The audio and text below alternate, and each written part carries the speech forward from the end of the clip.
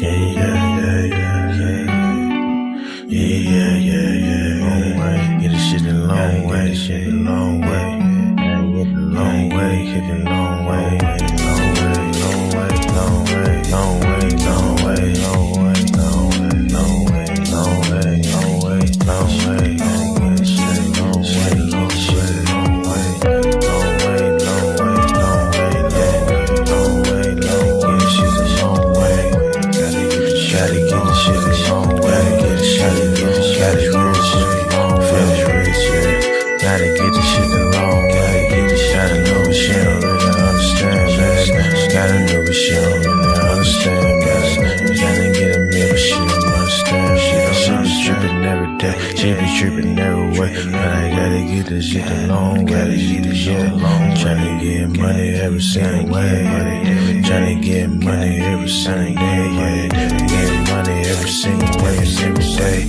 Every day we gotta get paid, yeah. Every day we gotta get paid, yeah.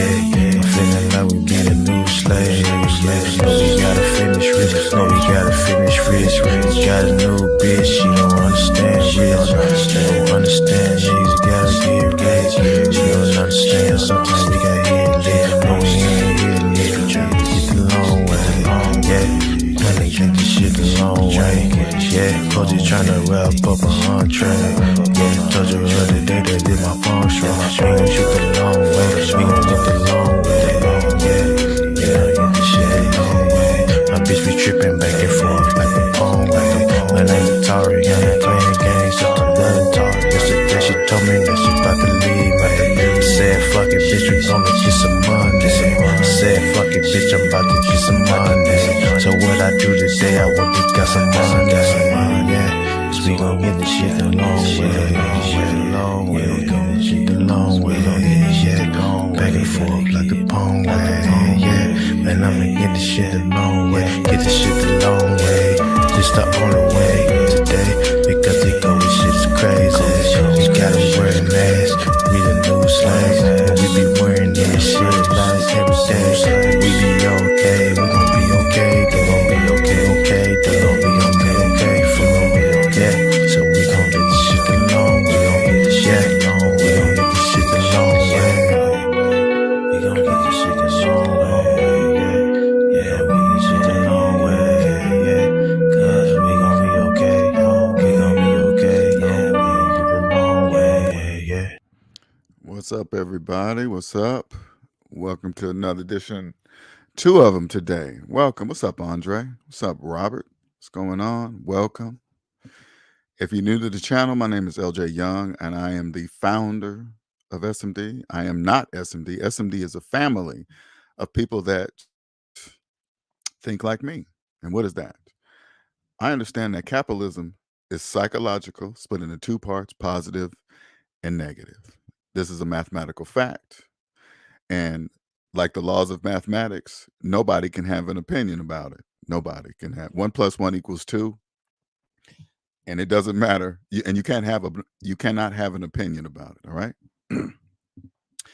On the negative side people are called debt slaves. And debt slaves are people that believe they can own things with no money of their own at all. Nothing. People that believe they can buy houses with mortgages, buy cars with car loans, save for retirement while having student loan debt older than retirement. People that go to college for 4 years and pay on their student loans for the rest of their life. Those are called debt slaves. The psychological part about it is they don't know that they are. They're the currency. It's them.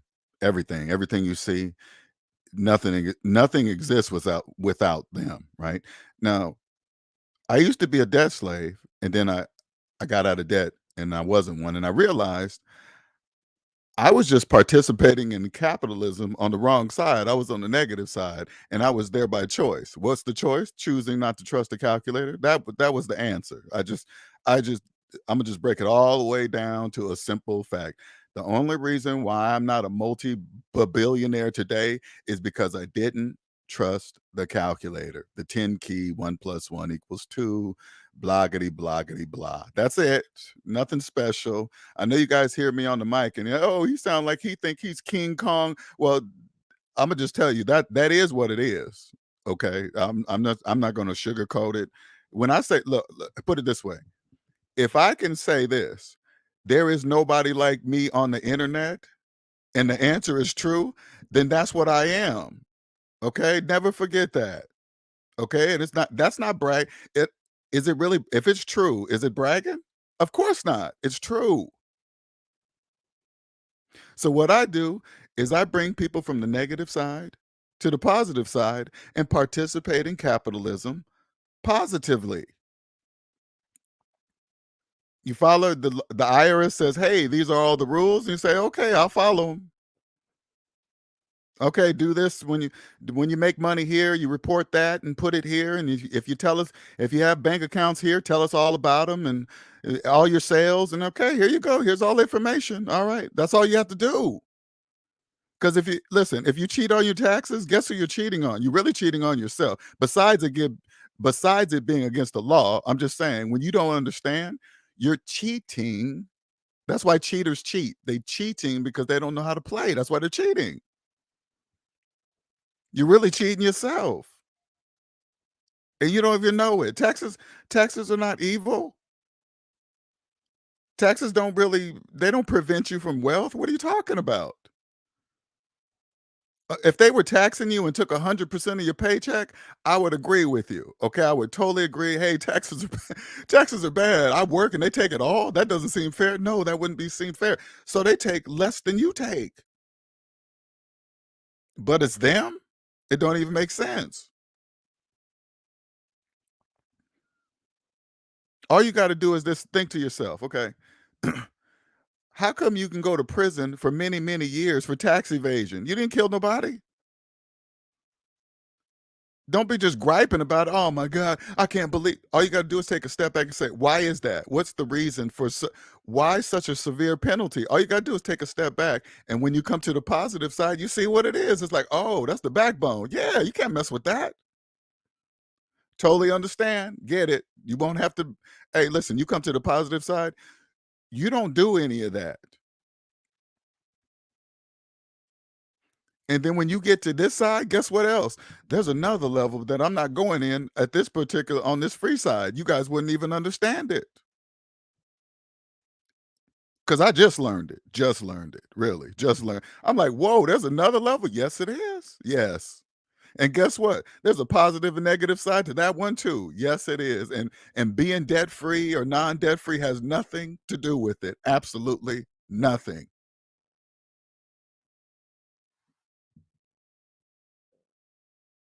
Once you come over here, guess what you do? You create a successful business and you sell things to the people that think they're buying them when they finance them. People that believe they can buy houses with mortgages, you sell it to them because you wouldn't exist in business if you didn't. When you come to the positive side, you clearly listen. You clearly see the banks run everything. I'm not, and I'm not saying that in a negative way, like they're big, bad, and evil. Because, hey, listen, I don't care. Everything was in place like 250 years before I was even born. Okay, this is what it is. It just seems bad to you because you're on the negative side. When you're on the positive side, it's beautiful. It's like, oh, okay, this is how it works. Yeah, this is how it works.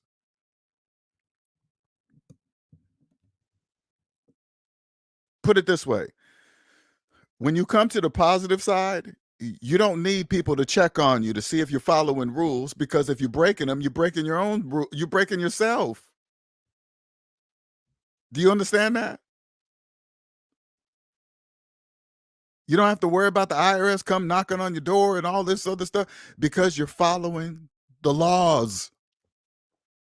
Why would they bother you? It's almost listen, when you understand how it works and you learn how to legally not pay taxes, which you've probably never heard of in your life, you're probably like, what the hell does that even mean? I know, don't even worry about it. It's almost like a thank you saying, "Hey, thank you for following the rules," because the only way you can do that, you have to follow the laws. That's the only way you can do that, what I just told you, legally not pay taxes, that means you have to follow all the laws. That's what that means.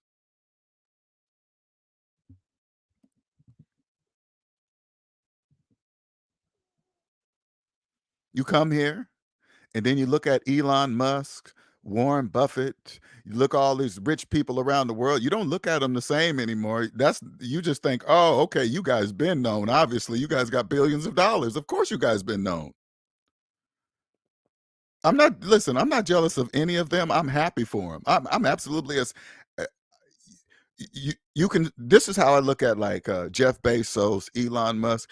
They probably knew it through their family. It's not a big deal. I'm not jealous of it, whatever, right?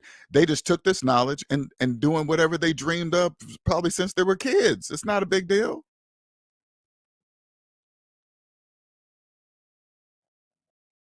When you can make billions of dollars doing what you love, I don't is there much more life can do? Look, listen. Elon did everything. He's like, okay, there's nothing here on Earth to do. He's going to Mars. That's that's how I think now. But I'm still here. Okay, I'm brand new. I'm a baby. Okay, I want you guys to understand something. I'm new. Well, I'm not a baby no more, but uh, I'm new.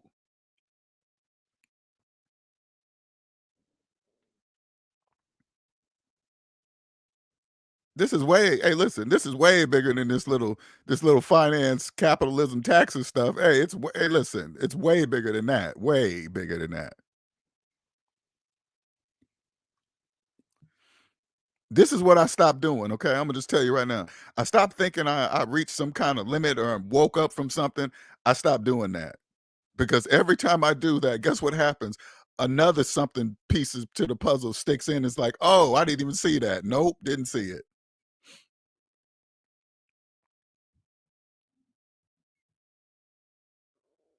But there's not many, nah, well, let me not say that. Oh, well, I can say there's way more of you guys than us, but everybody's human, so that means everybody dies. So I'm assuming my role is to help people come over here that understand because when you listen, when you come to the positive side of this, there is no cheating and scamming and financial fraud and uh, uh, j- uh, uh, taking borrowing money from your friends and not paying them back and not paying your fair share of the taxes you're supposed to pay.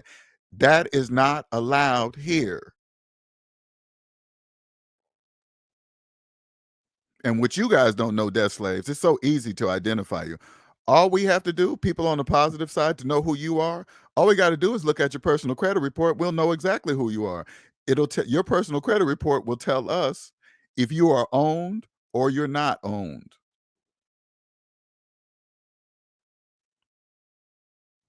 I'm the only person on the internet, listen closely. I'm the only person on the internet that has ever shown their whole entire personal credit report, ever. I only do things that millions of people don't do. That's what I do. To show, hey, to tell you I'm different. Believe that. Can you hear it in my voice? Believe it. Oh, you bragging. Is it true? Then I'm not. I just know it is. It's not up. Listen, if you hear me say that, it's not up to me to figure out if there's somebody like me. That's up to you. I already know there's not. So what I do, I bring people from the negative side. I do something that nobody else does, bring you from the negative side and bring you to the positive side where the possibilities are endless. There are no limits over here.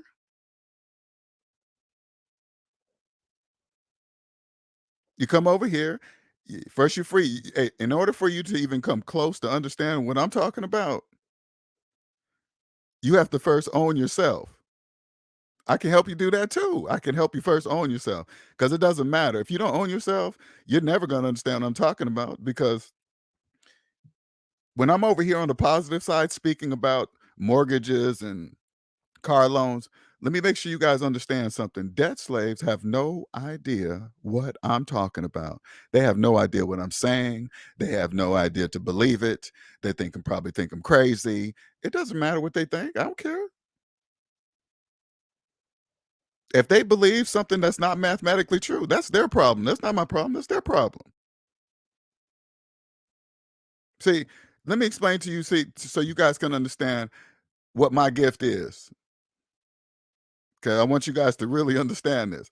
I have the gift to be able to talk about both the physical and the psychological using words. And I tie it together using math. Now, if anything, now remember, everything I say is mathematically true. Okay, I want you guys to clearly understand that everything I say is mathematically true. If you don't believe the calculator, that's your problem. Do you understand me? That's your problem. If you believe you bought a house with a mortgage, even though it's not like, put it this way. Okay, let's do it. Let's do it this way. If you believe you're a homeowner with a mortgage, okay, I want you to open up your calculator, put in your mortgage payment minus your mortgage balance and hit equal. Now, you see that large negative number? Now, listen to me. If you still believe you're a homeowner, even though that large negative number on the calculator says you're not, that is your problem. Do you understand me? That's your problem. I don't, you see a large negative number, you still believe you own something, there's nothing else I can say to you. Do you understand that? Anything past what you're seeing on the calculator, that would be me trying to get you to believe math. And that would call, I would be crazy at that moment. Because that would take me to find the creator of math. And I don't think nobody knows that.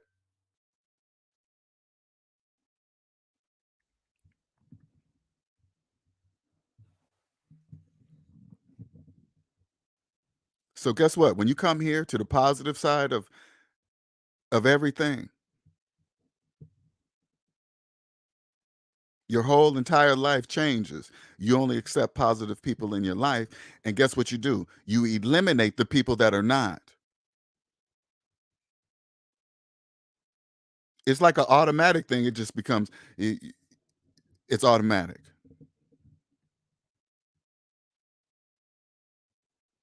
You have no stress. Stress is like 90% minimized, because I don't want to say 100. But after you put it this way, after you get rid of about 80% of your stress, which will happen as soon as you get out of debt, you're going to figure out how to get rid of the last 20% or minimize it to where it's so small as an ant. Guess what that's going to do? It's going to free your brain up. That's what happens. It frees your brain up. Because this is what I realized. Let me tell you something. This is what I realized now that I'm on the positive side of it all. Okay. So you guys can understand how it works. When I was a debt slave, I was in debt, married, kids, credit cards, mortgages, worried about my credit score, carrying student loan debt for years after graduating college. Thought, hey, it's okay. It's good for my credit report, credit score, and all this other stuff. All stressed. I was barely getting any sleep, working crazy amount of hours, overtime hours. I got to get this money, pay. That means if I'm doing all this work, guess what I'm not doing? Spending any time in the home that I financed for 30 years, stressed. I still achieved to get my degree.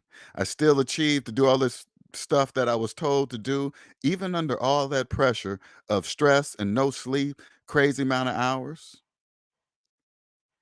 And my brain still was strong enough to help me achieve. Once I got all of that stuff out of my, now listen, I'm not thinking like this at all, but once I got rid of debt, I didn't really understand. I was like, oh yeah, I'm not gonna have no more debt. I didn't realize stress was gonna be gone too. I didn't realize that until it was, because I thought stress had been, excuse me, not thought, stress was just part of my life, and I thought it was normal. I thought it was all normal to have stress. It's not.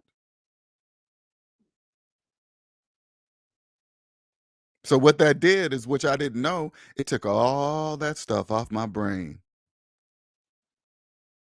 It gave my brain relief, like, oh, Oh, and we're getting plenty of sleep, and we're getting some stress-free plenty of sleep, not only plenty of sleep, plenty of stress-free sleep. I thank God every day I was single when I was getting out of debt. Thank God. I thank God I was single. It was beautiful, man, but I didn't really, because when I first quit my job, I swear I slept for like 4 months straight. Slept through the 2, 3 o'clock in the afternoon. I thought I was being a lazy bum. Nah, my brain was like, "Oh my God, I needed this sleep. We're gonna take advantage of it." And then about 3, 4 months in, one day it just stopped. It was like, "Okay, that's enough." It was like my brain was saying, "Okay, that was enough. I had plenty of sleep to catch up. So now we got to start doing some stuff." Voila! Now I'm here on the mic talking to you, doing something nobody else in the world does on the internet. And even listen, I want you guys to understand the power in this, okay? Even when I say it out loud and I prove it, hey man, I could change your life forever, and proving it with math, people still don't believe it. Do you guys know that's by design? Do you guys know that? That's supposed to be like that. I'm supposed to sound crazy to people with mortgages. That's even though what I'm saying is mathematically even though I'm saying what's mathematically true. Isn't that amazing?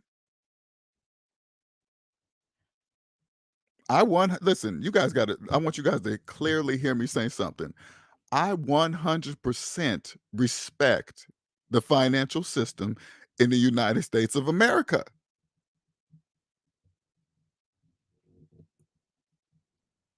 And guess what? It didn't start here. It does listen, once you understand, it doesn't matter what country you go to, okay? If it's capitalist, that's all you need to know. That's all the information I need to know. I don't need to know anything else. I don't need to know the language. I don't really care about the paper they use. I don't really care. It doesn't really matter. I can go over there and be successful. You know why? Because I know exactly who to pick to do the things I need them to do. If I wanted to start a business over there, I would just say, okay, come over there. Is it capitalist? Cool. That's all I need to know. Come over there. Come up with, I have a excellent translator with me, and he'll just follow around me and translate it. I don't need to speak the language. They'll do it. Let them know, hey, check this out. I know capitalism is psychological. I know it's debt slave, blah, blah, blah, blah. Pick the right people and say, hey, do the stuff that needs to be done to create a business here. Right. Do the paperwork. Make sure because listen, if I come from another country and I say I want to start a business here, and when I submit my business paperwork or whatever, and it's done perfectly right out the gate, they're gonna automatically know that I know.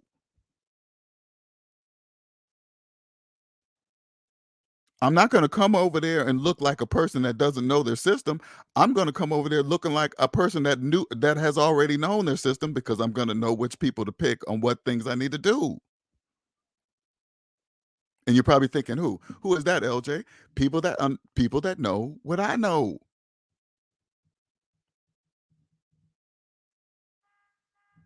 Hold on for a second. I don't know why this dude is horn. People that know that I know. And when you come over there and participate in any country's capitalism system positively, that's what they want. They want you to come over there and participate positively. That's how it's successful.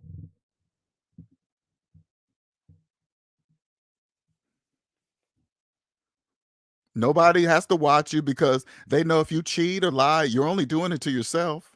That's what they know. That's easy because we know what the currency is. Especially the paper currency. It's you.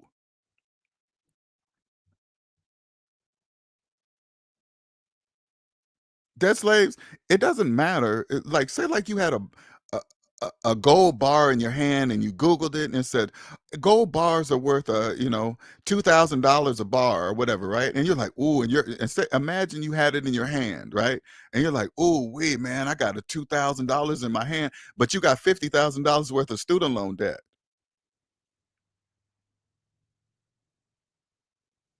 Now, as you're holding the $2,000 gold bar in your hand, and you open up the calculator app with the other, and you put in 2,000 minus 50,000 and hit equal. The calculator says, you don't have anything in your hand. What are you talking about? You're not holding anything.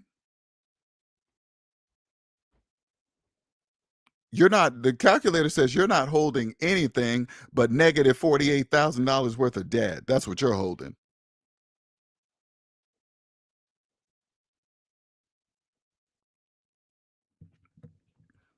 Now, here's the glitch in the debt matrix. Which one do you believe at that moment? Do you believe you have a gold bar in your hand, or do you believe the calculator is never ever wrong? Which one do you believe? It's a choice. Listen, God gave us all the freedom of choice. Okay, I want you to remember that. Gave us all the freedom of choice. Everybody knows that. You can choose anything. I can choose whatever. You can too. So here, do you look? Which one do you choose? The gold bar in your hand or the calculator? That's totally up to you. It's free. Debt slaves are debt slaves by choice. Okay, I want you guys to clearly understand that they are there by choice. See, that's my gift. I can cross back and forth for what you guys can't see versus what you guys can see. That's my gift, and then I prove it with math.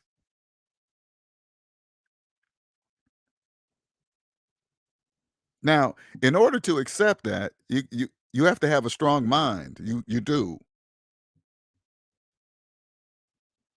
You're gonna go through, "Oh, I've been told wrong and this and that." It's not that you've been told wrong, you've just been told by the wrong people. That's all.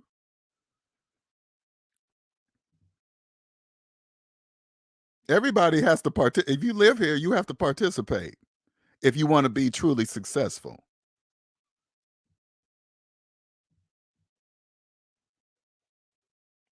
Like, you look at the size of Amazon.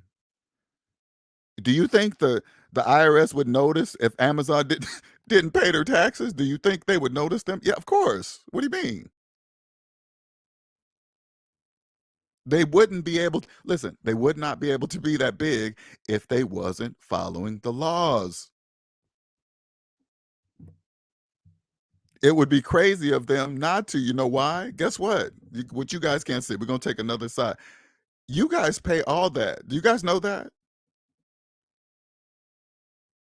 You guys pay the taxes with the buildings. You guys pay for everything. It's you. Why would they cheat? It doesn't make any sense. Why would they cheat? Why would they not tell the IRS how much money they're making? They would not do that because you're paying it.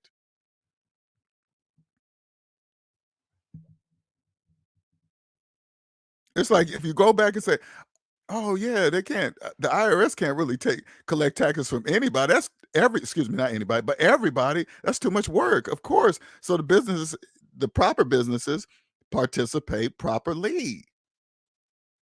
They report the taxes. You know what I'm saying?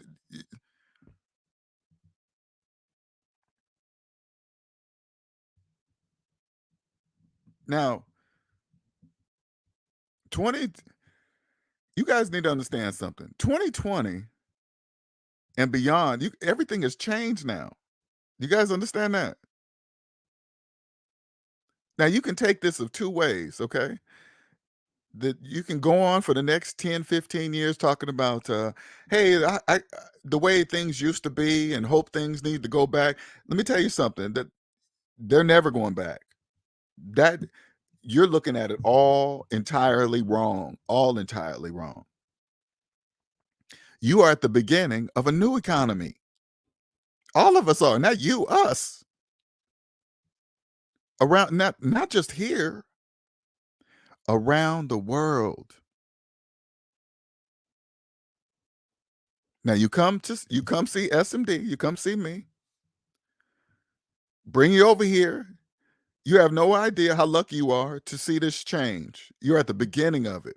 So while millions of other people are going to still be stuck in before how things, you got to remember, they're going to be stuck there for at least the next 10 years thinking talking about how things used to be. Oh my God, things are going from gas to electric. They all focused on the wrong things. Stuck.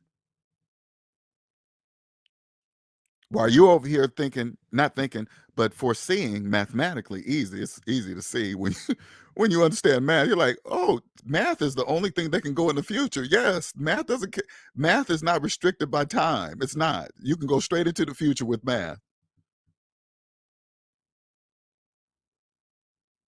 This is where you'll live. You understand that paper money's on its way out. Yeah, and what's so crazy, let me tell you something else, debt slaves. For you, now this is gonna be a hard pill to swallow, but and most of you guys won't understand, but paper money has never existed for you ever. So right now, after 2020, it's just in the way.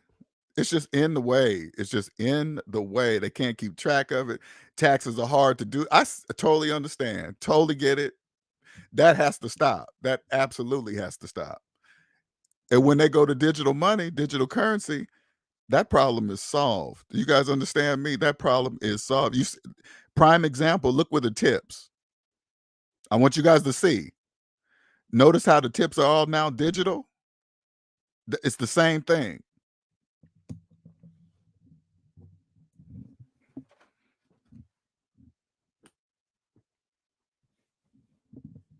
Soon as they get rid of paper money, guess what your debt slave's gonna do? Start hoarding it. Oh, it's gonna be worth some money later on. You never know because it's 20 years old. It was never worth anything. They tell you right on the government website how much they print the shit for, how much they print it for. And you guys still believe it has still believe it has some value. They'll print $100 bill for 8 cents and give it to you and say it's 100.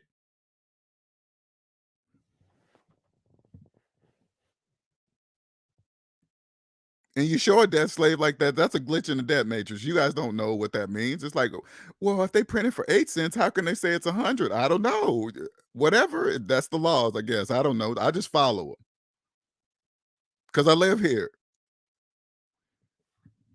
So if I could pull out listen, debt slave, if I could pull out a piece of paper and it says 100 on you and I give it to you and you believe it's 100, that's how it works. All right, cool, whatever. I'm not here to question it. Man, you crazy? You guys are like, oh my God, they're going to be in so much control when they go to digital. They're already in control now. Money doesn't even exist for you, debt slaves. Stop talking about control and all this other stuff. Stop.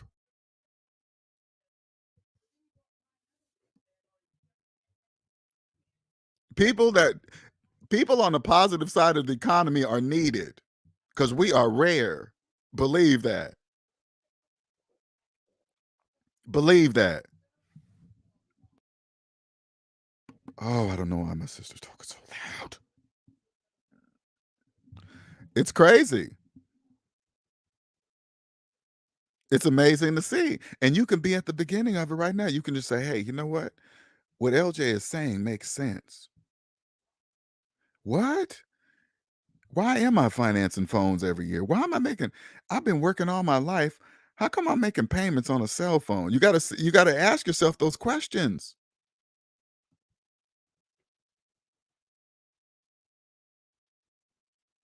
You got a bill with the phone company in the thousands. 5, 3, 4, 5 thousands.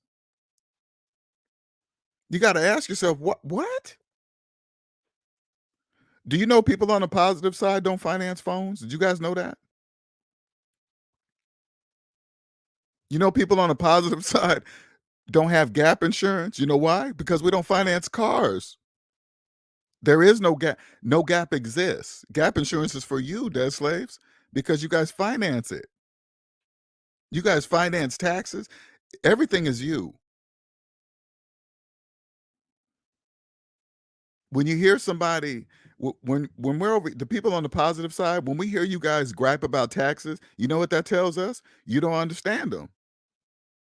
Because if you understood them, you wouldn't complain about them. First of all, there's absolutely no reason to complain about them because they are here. It's the law. What are you gonna do? Stress yourself out? You gotta take the time to understand it. That's what I'm here to help you do that. You come over here, your whole entire life will change, and you're like, "Oh, that's why the IRS do what they do, and they're here to enforce the tax laws." Just like the referees of a football game, the same thing. Referees of a basketball game, the referees of a baseball game. Why do you guys think they're there?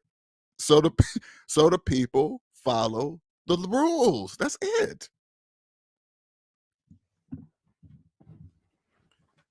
Like here, let me give you guys an understand. Let me give you guys a example.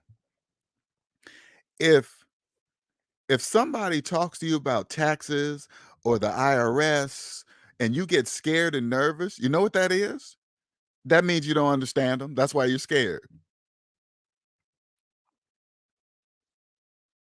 That's why you're scared. But once you understand them, you're no longer scared because you're following the laws. It's not a big deal. And let me tell you something. I'm gonna bring you to the positive side so you can find the person that's gonna help you the right way. Okay, the tax professional, because I am not one. Make sure that's clear. I'm not a tax professional. I teach you how to pick the correct tax professional. And the tax to me, when it comes to the finance game, what I'm about to tell you is a requirement. I don't care what any tax professional even says about it. I don't even care. It doesn't matter. It doesn't matter how they even feel about it. But when you're trying to find a tax professional to especially do your business taxes, personal or business, whatever, I'm saying both your personal and business taxes, they better not be in personal debt. Because if they are, they don't understand how it works. They don't. If they're in personal debt, believe they own a house with a mortgage, they're making car payments, if they had student loans that they've had for 20 years, they don't know. They have it. Listen, you're about to pay for tax advice from a person that doesn't even own themselves, and they are a so-called tax professional. That's financial suicide.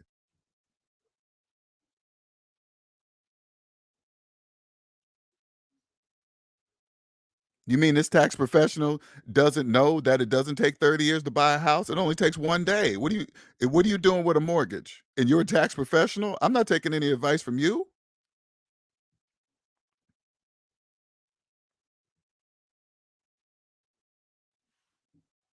That's how you'll live. Listen, it doesn't really matter the year of what's happening. It doesn't. You're just blessed to be here today to see a change, because I want you guys to really understand something. Those of you that are here, you guys witnessed the world stop. I need you guys to understand the significance of that. You are here alive to see the world stop, the entire world. Do you guys know none of us here will ever see that again? None of us. The people that will are too young to listen to the show. They don't understand the word. They don't even understand words yet. They might see it.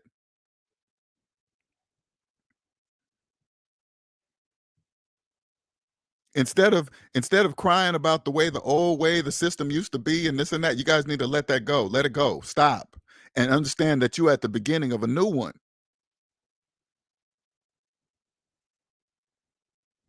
You don't have to live like debt slaves. You don't have to be under stress. Stress is optional. Did you guys know that? You don't have to be under stress.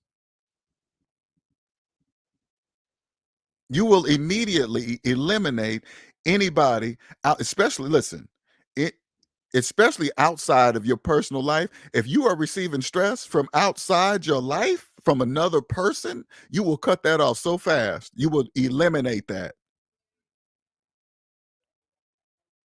And then you'll work on the stresses internally. Whatever that is, things that you've been avoiding, some family stuff. I'm not going to talk about it. And thinking the fear. Listen, fear is there to help. Fear. Let me give you this. Here's another one that nobody else says. Fears. Okay, FEARS.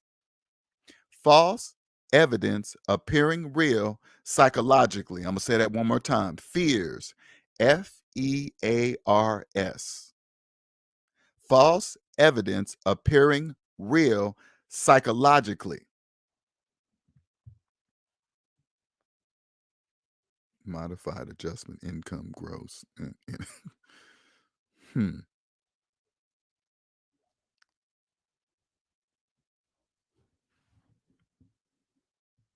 2020 and beyond. And let me tell you what happens, okay? And this is my gift, okay? Let me tell you my gift. I'm able to speak the psychological using words. Did you know that? You probably, to you, a debt slave, you guys probably hear me going into what you know, going back out to crazy, going into what you know, going back out sounding crazy because you guys don't understand the psychological exists. You guys don't even know that, even though I'm proving it to you with math. Now listen, when you hear me talk like that, I'm not talking down to you. Okay. I want you guys to understand that because the psychological is very powerful. And I truly understand that personally. Truly psychological. Things are happening, it's happening to you, but somehow you can't believe it. You just don't understand, and it's happening to you. You just don't get why. That's how powerful it is. Now, if you've been in it for years, all your life, it's gonna be a very hard thing to accept. You're not gonna just be able to wake up and say, "Oh, wait a minute, you mean credit reports don't mean anything? They're not really all credit score don't mean nothing." No, it doesn't mean anything. It that stuff only means something to debt slaves. Hey, if I have this credit score, I can borrow money at this better interest rate. If I have this credit score, it'll be at this interest rate. Why don't you just stop borrowing money? It won't be any interest rate.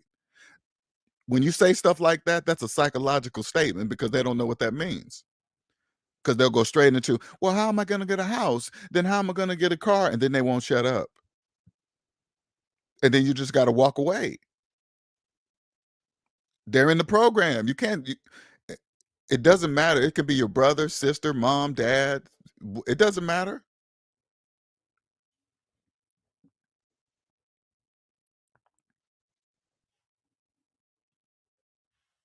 Exactly. This is a this is a gift. You guys got, I don't really care what people think about it. Even when you hear me say it, oh, who you think he is? I'm gonna just keep reiterating.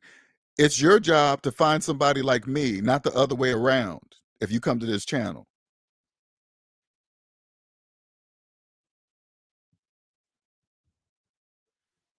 Now you're probably saying to yourself, how come there's no YouTube channels trying to get on LJ to call him a fraud or whatever and this and that? I know you guys, the people that don't like me, I know you guys are wondering, how come one of these big channels don't get over there and call?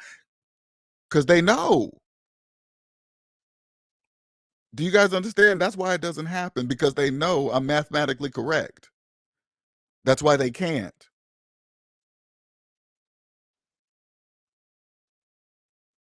You don't think people looked at it and tried and thought about it and then like, oh, I can't because they can't get around math. I don't know if they know that or not. It doesn't. It really doesn't matter.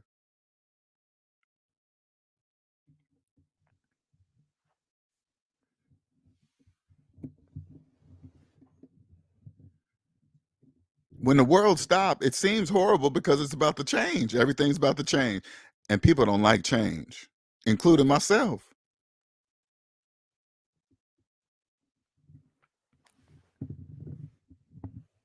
But let me tell you something. When you and I can attest to this, okay? When you reach enough pain, the most excruciating pain that you've ever felt in your life, it'll either break you or awake you because it's a test. You have a choice. It's going to break you or it's going to awake you or it's going to wake you. Excuse me. Break you or wake you. It woke me. Now I'm here. I can see.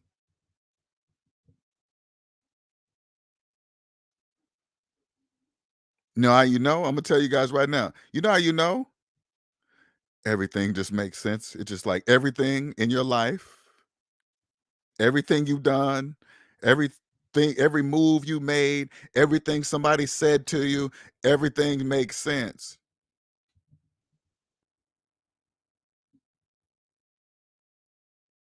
And let me tell hey, Andre, listen, I'm gonna tell you guys an SMD family too. And I'm gonna bring them on soon. I'm gonna share something with you guys that I haven't even shared with you.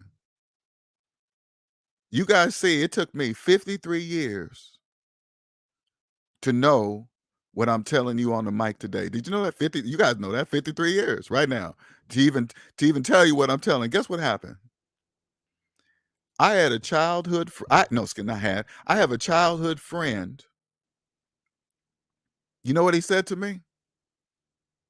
He said, "I knew everything you're saying right now when we were young, when we were kids." He told me that. He said, "Linnell, you know everything you're saying. I already knew. I just couldn't tell you." I was like, "What?" Do you guys understand? You guys don't even get it, what that means. It took me all my life to all this stuff to get where I'm at today. And here's a friend that had been watching me all my life, been with my best friend all my life. We separated, a few years here and there because, life happens, whatever, but never broke away. And then I learned this information. He says, I already knew that. I'm talking, listen, I'm talking, him and I are talking even deeper than how I talk in the private group of SMD. Do you guys understand me? Blew me away. That's why I shot you those emails, Andre. That's why I shot you those emails. I was like, wait a minute. If you're telling me this, and Andre talks to me a certain way, okay, I'm the blind one.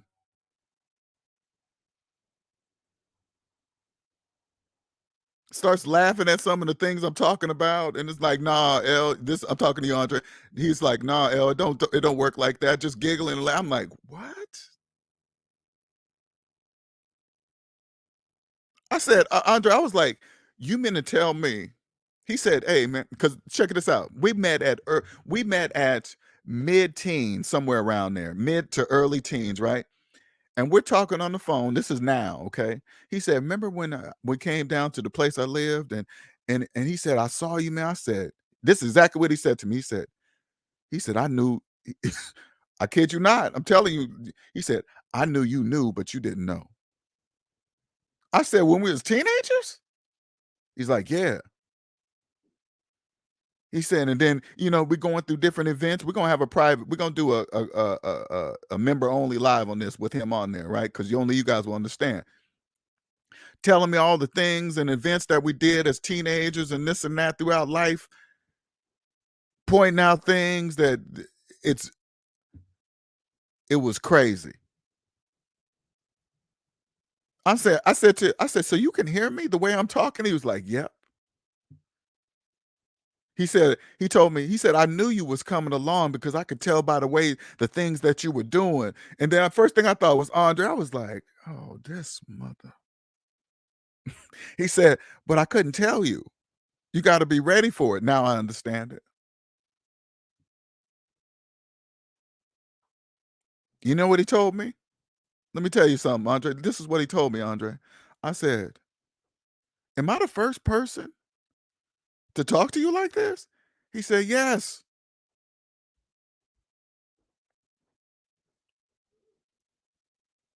He said, yeah. He said, everybody talks at different levels, but he said, you're the first one to talk at my level.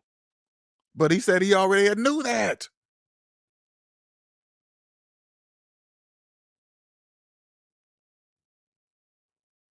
You guys don't understand what that, you guys don't even get it. I know you don't. It's hard to even fathom. Listen, if you're in that, okay, I went too deep on that. Let me come back. Sorry. Ooh, I'm coming down. I'm beaming back. Sorry.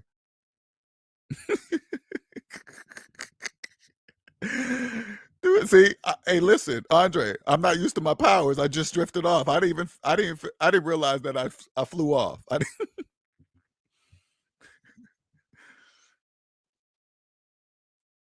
I couldn't stop talking to my friend. We talked on the phone for like 2 hours straight. I was asking all kinds of questions. You guys don't even get it.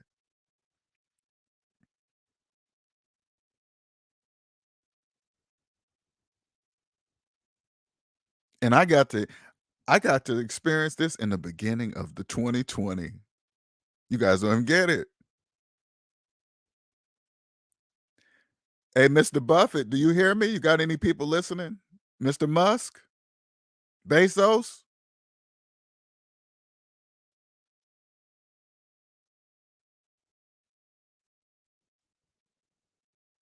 All the rich people in Saudi Arabia? Can you guys hear me? I'm here.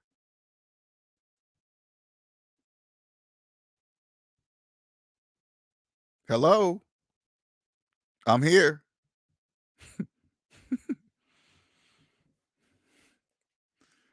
I didn't know a lot. Sure didn't. I didn't. But I do now. And I still don't even know how much I know. I don't even know. Listen, I don't even know how much there is. I'm going to stop even thinking there's a limit because there is none. Because every time I do, I'm wrong. Listen, every single time I'm wrong. I'm ready. No, you're not. How come I'm not around the world? You're not ready. You think you are, but you're not. Every time, totally wrong. Hiding from stuff. What's up, Omanike? Cupcakes. Owning said, listen, to you, when you're a debt slave, I'm not going past owning yourself. If you don't believe getting out of debt is the answer, personal debt, there's nothing I can do for you. Because your credit report proves if you did it or not. If I show you, if I see your credit report and you have owners listed on it and how much debt you have, that means you don't own yourself. When you look at mine doesn't look like yours.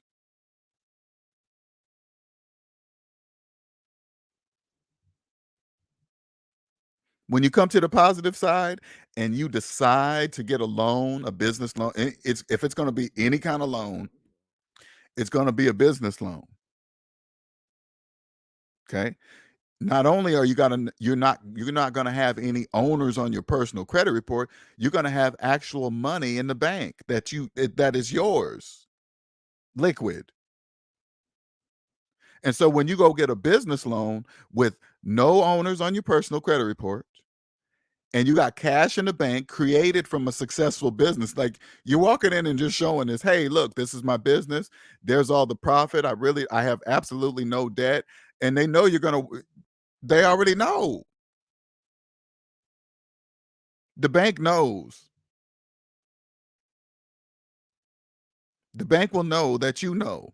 I'm here to get a loan. It's for a specific purpose. It's for a specific term. No payments will be late. They already know no payments are going to be late. The bank already knows whatever money they're going to charge the interest rate for that loan, that's exactly what they're going to get if they don't decide to pay it off early.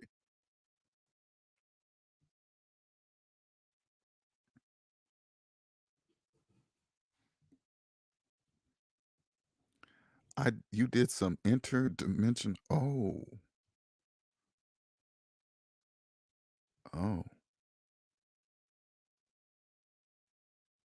You talking about asking them questions about the events throughout our lives together? That's what that's called? And he's answering those questions? Huh. You guys don't even understand that. When I said, "Man, you can hear me," I said, "You can." He actually laughed too, Andre. He laughed. I said, "You can hear me talking. You can hear me talking normal right now." He said, "Yes," and he starts laughing. He was like, "I was waiting for you to start talking this way."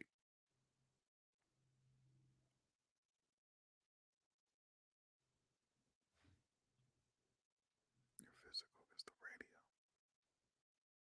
Your spirit is the signal. But there's but one broadcast. Hmm.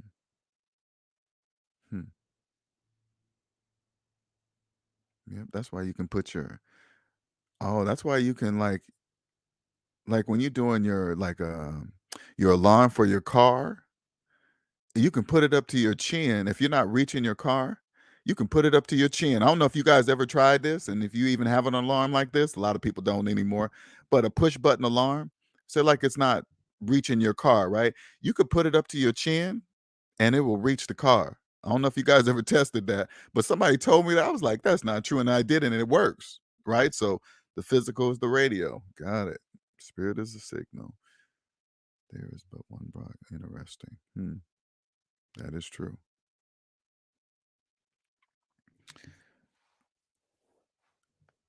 It is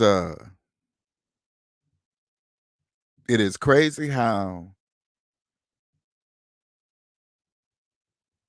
everything just makes sense. I don't know how to explain it like that. You're just like, oh, that's why I was doing all this and that. That's why that happened. Oh, this is why, and this and that. I now understand. First, I couldn't tell. Like this one, I want you guys to understand something. Throughout my entire life, and this is a fact. Okay, this is a fact. People have always followed me, wondering what I'm doing, wondering what I'm wearing. Uh, uh, and I all my life since a young child in elementary school, I used to go, why do people care about what I do? Why do they care what my girlfriend looked like? I never understood that. I don't care about other people's lives like that. I don't really get involved in other people's lives like that. This has happened all my life, even up till this day. People have always gravitated to me, and now I know why. It started with my mother. It all started with my mother. What is that? The love that she gave me. That is the answer. The love that she gave me. Now, as a kid, I know this is off the subject, but I'm just explaining this real quick. As a kid, the love I was receiving from my mom, that's normal to me. I don't know anything else. All I know is that I received unconditional love from my mother always, no matter what I did. But the love I received, I was never a bad kid. I just didn't do bad things. I mean, I did my share of fair things, but not to make to the point to where the law had to get involved. Luckily. Luckily, I'm gonna say that, luckily.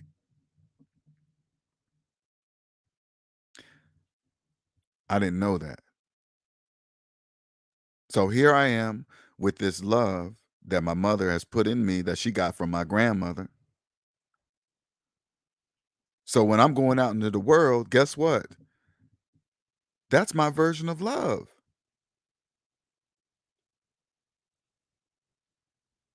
No hitting, no talking bad about each other, no cursing, no disrespect. Listen, no disrespect of any kind. Whatever punishment I received, I deserved. I know that for a fact. Any spanking I got, I deserved it. When I got a butt whooping when I was a kid, I didn't leave thinking, "Oh my God, why they just did that for nothing." No, I know why I got it.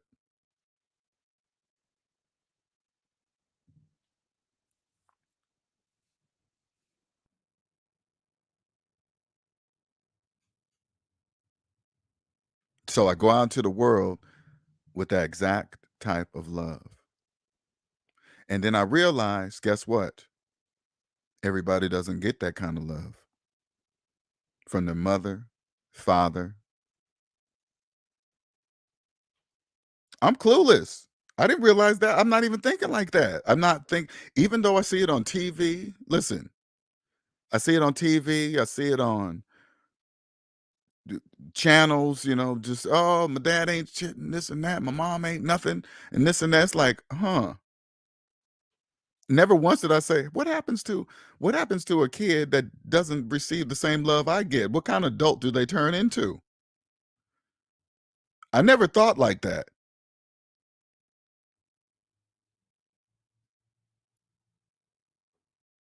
That was the answer. That's the answer.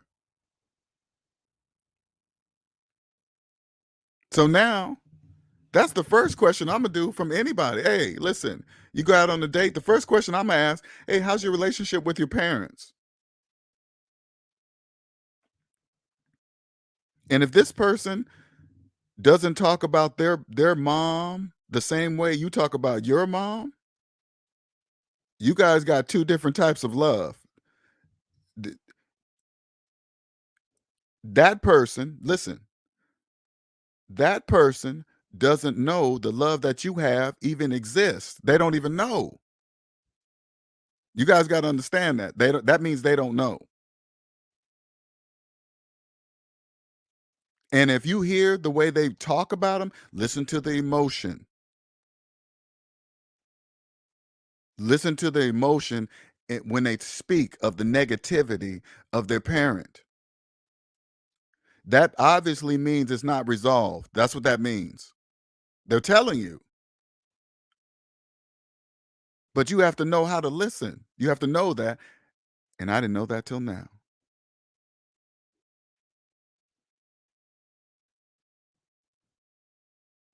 That's the same thing when you come out of 2020. That's the realization. Wait a minute. Credit don't mean anything. Credit is, excuse me, I'm not going to say credit don't mean anything.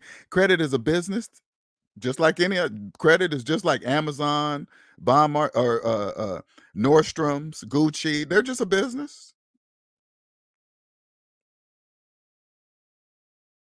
They're just a business that owns the majority. That's all. Nothing. It's just a business. You don't. You don't have to. You can choose not to participate in the credit business. You don't have to participate. Well, negatively at least. You don't have to participate in the credit system negatively. Let me make sure of that. I'm going to say these differently because it has a purpose. Without that business, there is no business. And that business is pretty much belonged by the bank. So it's really the whatever. It's the same thing. It really doesn't matter. Look at the credit card business as an extension of the bank that gives out quick loans for the ready in your pocket, like that. That's all it is. You don't have to go fill out some paperwork to buy some shoes. You already did that, so you just use this plastic and you can just use that.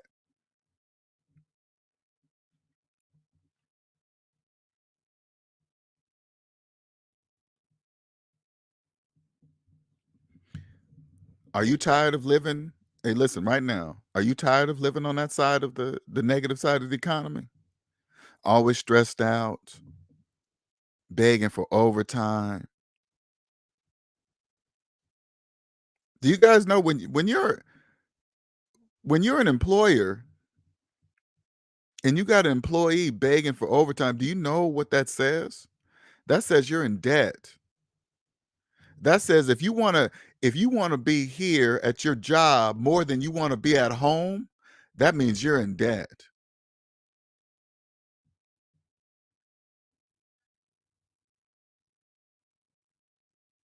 If you're paying a mortgage and you're working 70 hours a week, that doesn't make any financial sense. If you start calling your job your home, those are all signs that you're lost. Oh, my job is my house. Okay. Are you married? Yeah, you won't be for long.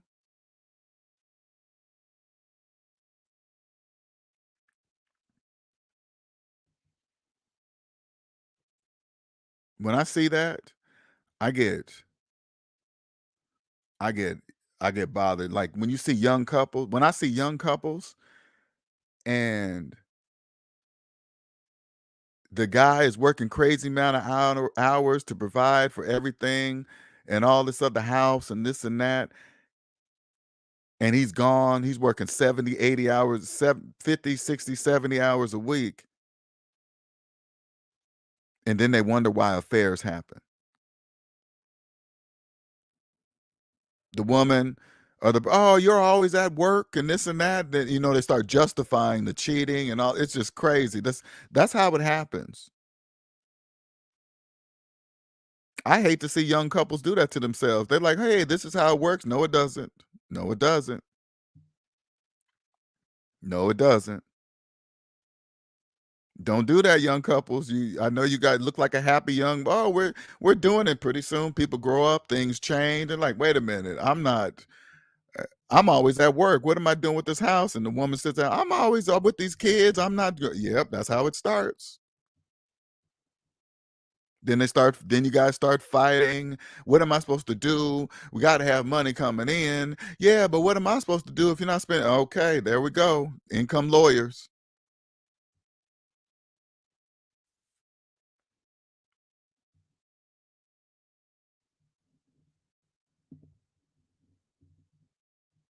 You can start a whole different way right now. A whole entirely different way.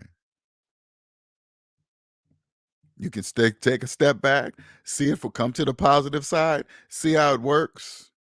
Come to the side where people don't scam on you, they don't cheat on you, they do proper business. If you didn't like the product, you can send it back, and if they did truly, they'll replace it. Those are the people that you will deal with because those people are usually, not all the time, but usually know their worth.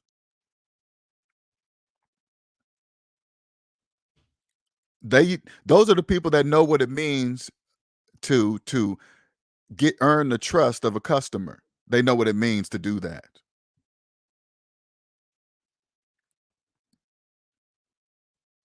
Those are the people that you want to work with. The people that always properly pay their taxes. They're not behind on taxes. They're not doing. Those are the people you want to talk to because that means they know.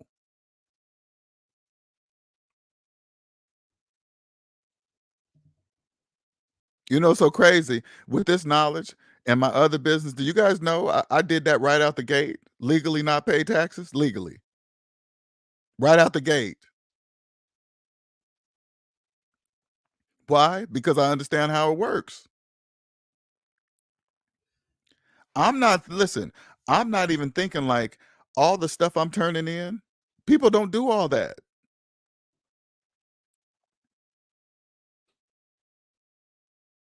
You guys will leave out stuff to report. Oh, I shouldn't tell them about that Cash App though, because they might do this and that. And then you guys leave it out like they don't already know about it. They're probably waiting to see if you're gonna leave it out. They already know. You think Cash App ain't telling them? So when I turn in all my stuff, that's gotta be odd. Well, not odd, more like a person that knows, not odd, but a person that, "Oh, okay, this dude obviously knows because he done told us everything. He told us about every single bank account, every Cash App, Blockity transfer, things he probably didn't even need to tell us about, but he told us." I let my tax person, the excellent tax person that I hired, I let them figure that out. I give them everything. Here's all my stuff. I just keep it all. That's all I do. I keep track of everything, and I just give it all to them. I'd let them determine that's between them and the IRS and the laws and what I can do and what I can't do. Maybe there's some things in there that I didn't know. That's why I give it all to them. I don't know everything. That's what I pay them for. I just keep excellent records. That's what I do. So if there's any questions of anything I do, I could just point it right there. Boom, right here. This is what you're looking for. What was that amount? What was that for? It was for this and that immediately. And I'm sure I do it better, way better than others.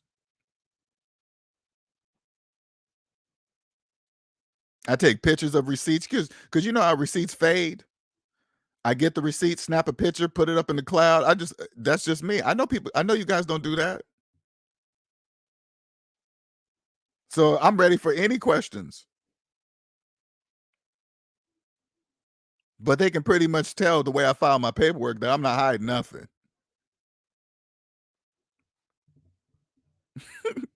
And you know what's so crazy? This is what I think. What when you do that, and this is my assumption, and you tell me if I'm wrong, LJ. I mean Andre. LJ, I'm talking to myself. This was the first time I had to prepay my personal taxes. To me, it sounds like, okay, you know We want our money now. Since you already know we want our money now, we don't have to wait. You know we don't have to wait, but we just do that as a we just do that as a courtesy. And this is personal taxes, Andre. Personal, right? Not that right. I was like, what is a voucher? I've never seen that before in my life. What do you mean? Oh, you got to pay your I said, personal taxes? They're like, yeah. I was like, what? I said, okay, whatever. Maybe that's a sign to say we know you know. Okay, so we want our we want our money quarterly now. We don't want to wait till a whole year. Okay, and if you it's like, and if you pay, if you overpay us, we'll give you your money back. How about that? Okay, what is it, Jacques? What you got? What you got on your mind, sir? You want to hear? Let me send the link. All right, I'm gonna put that there. So that's how we're gonna do it. I'm gonna send the link. Hold up.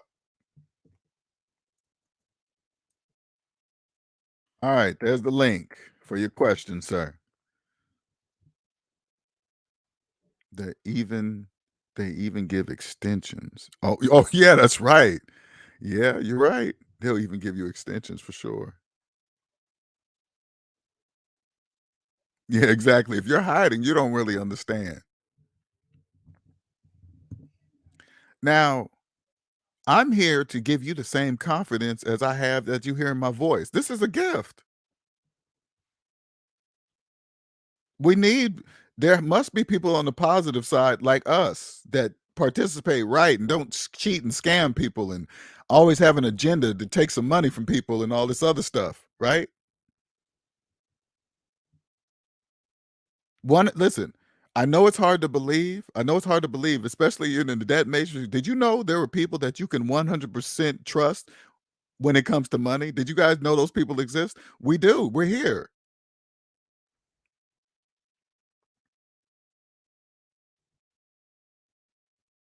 We exist. We exist. Sorry, I'm right next to a window. What more do you want? And when you get to next level, you receive taxes. Receive taxes. It's beautiful over here. Foresight. You don't have to be on camera. You can turn the camera off. You can turn the camera off. Just but we're gonna do it online though. Okay, so you can leave the camera off, or I can turn your camera. I think I can turn your camera off. You don't know how, but I can turn it off, and then I'll put you up, and then you can just use your voice.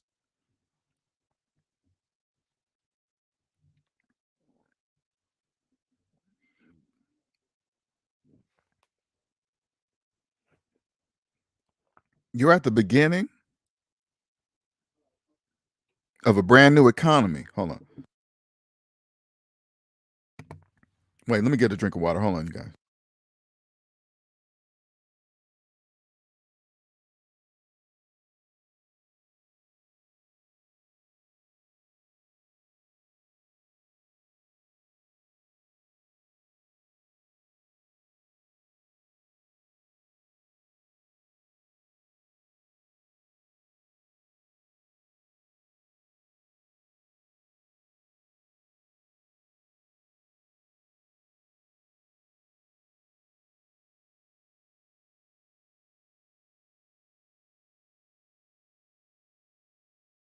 All right, sorry about that. I had left my water all the way in the other room. All right. Let's see. It says Jay says, "What are the 3 biggest things to look forward to on the other side?" No stress. No stress at all. Or very little. I'm not going to say no stress. Very little stress in your personal life, freedom, a wealth of knowledge, total wealth of knowledge. Once you get to 0 and you understand that you are instantly different than millions of people, once you get to 0, then you got to let that soak in, because you got to let it the psychology of it, your mind has to be strong. Really does. Hello. Hey LJ, hey What's going on? hey SMD family, how we doing? All right. How do you pronounce the name again? So it's French, so it's well, not French, it's kind of British. It's Benastri Tarleton. It's a historical figure from the American Revolution. Okay, that's unique. Benastri Yeah. Tarleton. That's cool. Where you from? Where you from? I am from actually the Northeast, so Boston, Mass. Okay. Yeah, yeah. All So, right. All right. like I was saying in the chat, I'm in a little bit of a pickle. Let's hear it. So, I was a gentleman, and I think I was using. I'm not sure if this YouTube account's hooked up to my SMD family subscription or not, but it's either this or another one. But I had posted a while back about how one of my uncles was renting out a condo to me, and then he had to quickly sell it due to falling into some tough financial times.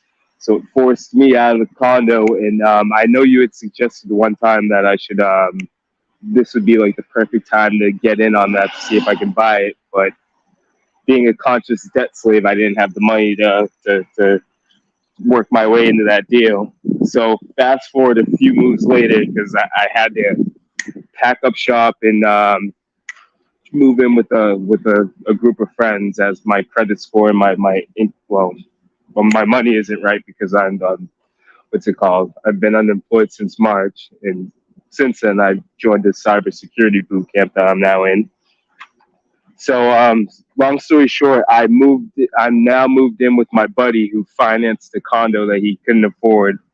The only reason why he could afford it is because I would be helping him pay for it via rental payments. And as the due date for the first rental payments coming up, he's just been getting on my ass like, "Hey, I hope you have the rent. I don't want you to ruin this big purchase for me." And it's basically put me in a point where I'm just so stressed out lately that I had reached out to my parents to see what they do in this situation. They said that I, first of all, was stupid for choosing to sign a lease to help finance somebody's what's it called, condo, and that I should have called them first because they would have let me stay with them without paying rent, and to just stay with them until I got back on my feet. And now I'm just rethinking this whole situation. So I wanted to reach out to you and the SMD family and see what you guys would thought would be the best piece of advice for somebody in my situation. And sorry for the rambling; it's just a lot on my plate. No, you're telling me this. You're not rambling to me. I want to make sure it's clear. Yeah. You're not rambling to me because you're telling me the story how it is. Okay. Yeah. All right. So I'm just freaking out now. All right. So how old are you? I'm 32. So 32. Yeah. Okay. And this guy you live with now, how'd you meet him?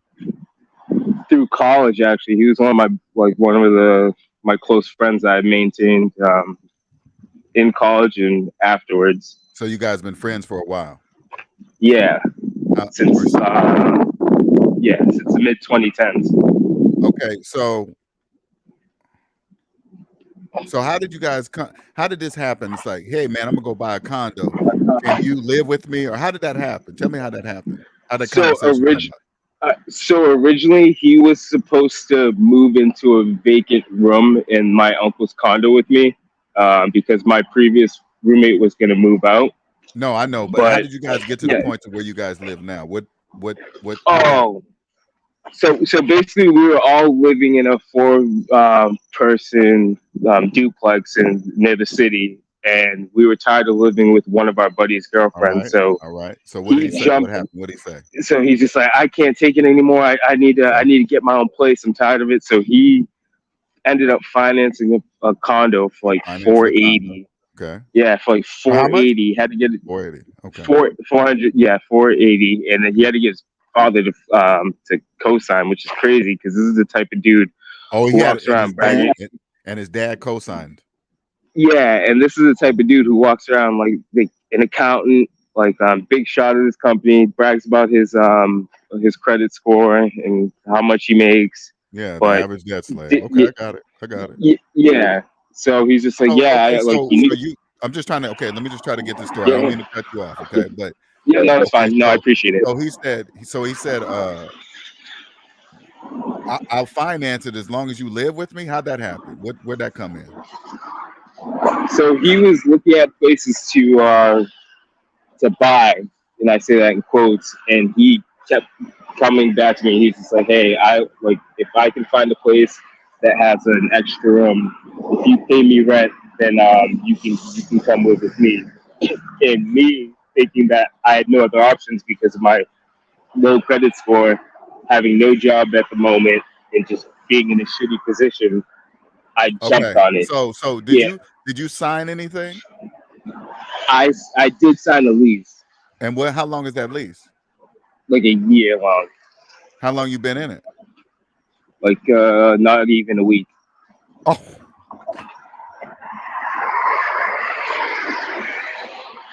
and you signed a lease. Now, where does lease come from? Who gave you this lease? Him? Yeah, so it's not through the people he financed, and it's Where'd he get through it his, from? like, Where'd he get this lease agreement from? I have no idea. I think his But parents helped him come up with it but you or signed it. something. Like that. But you Yeah, signed it. Hmm, yeah. interesting.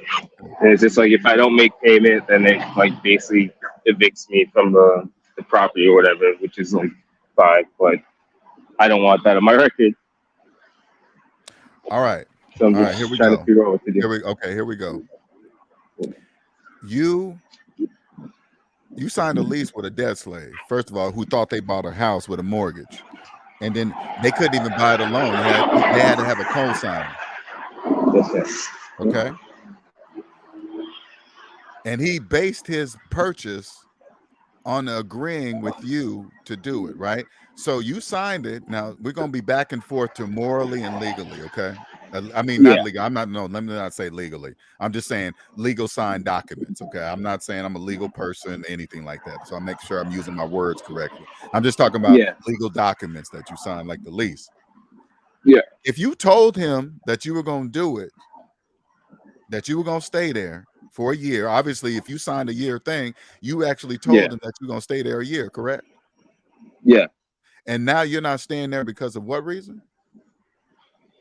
I'm still here, but he's just been hounding me about like just being able to make the first rent payment, which is due September 30th. Why now tell me this. And Why is he talking like that? What reason would he believe that you're not gonna be able to do it? because I'm unemployed, collecting unemployment checks while I'm in my So cybersecurity he boot camp already knew. paid for by the state. Now, were you unemployed when you guys signed up for this, when you signed this lease? Yeah, he knew, and I told him like Oh man. money's. I told him money's tight, and I'm gonna try to make it as best as I can. Oh my And goodness. the This is past few going days, everywhere. Okay, hold it, up, it, man. yep, Hold up. Okay, listen. yep. I This know is I'm an idiot. SMD family. I know. no, listen, take out this is what I want you to do something, okay? Take out the words Yep. idiot, okay? First of all, stop calling yourself that, okay? Because if you keep saying it, you're gonna believe it. Okay. Yes. You just don't know. That's it. Don't call yourself an idiot. Just say you just don't know. That's it. These painful moments are important. It's painful for you to hear me say, "Oh my God, I can't believe it," because there's so many things that you guys are just you two are you guys are debt slaves. That's why you guys did that, because you guys are both debt Yeah. slaves. Yeah. Are you still in personal debt? I am tech. Yeah, I still have about like $8,000 of personal debt. So yeah, I'm a conscious debt slave. Yeah. Okay, good. I'm glad you said it like that. I'm a conscious debt slave. That's a positive. All right. The reason why he's on you, because he knows you're not going to have the money to pay the rent, and so do you. Yeah, So it's gonna be guess tight, what? and Guess yep. what? This friendship's over, because you're not going to be able to pay it. So you might as well just accept that fact and start preparing to move home, or something where you got to go where you don't have no money. And I'm assuming it's going to be your parents. Yeah, which surprised me too, because when I called them, I expected them to just ream into me, and they're just like they sympathize with me. They're just like, Correct. you could have called us, we could have You took made you in. they sound like they would have prevented you from what you did, but you didn't know you did. So Yeah, this is what's going to happen if he follows through with the and I'm gonna do it from a morally aspect, and then I'm gonna tell you the SMD way. Okay, you yes, did it, sir. you signed it, you promised him, so he has every right to be mad because you said you was gonna do it. But at the same time, he knew you didn't have a job. Okay, it doesn't even make any sense. Absolutely no sense. How did he expect you to pay the rent if you didn't have no job? It doesn't make any sense. You still there?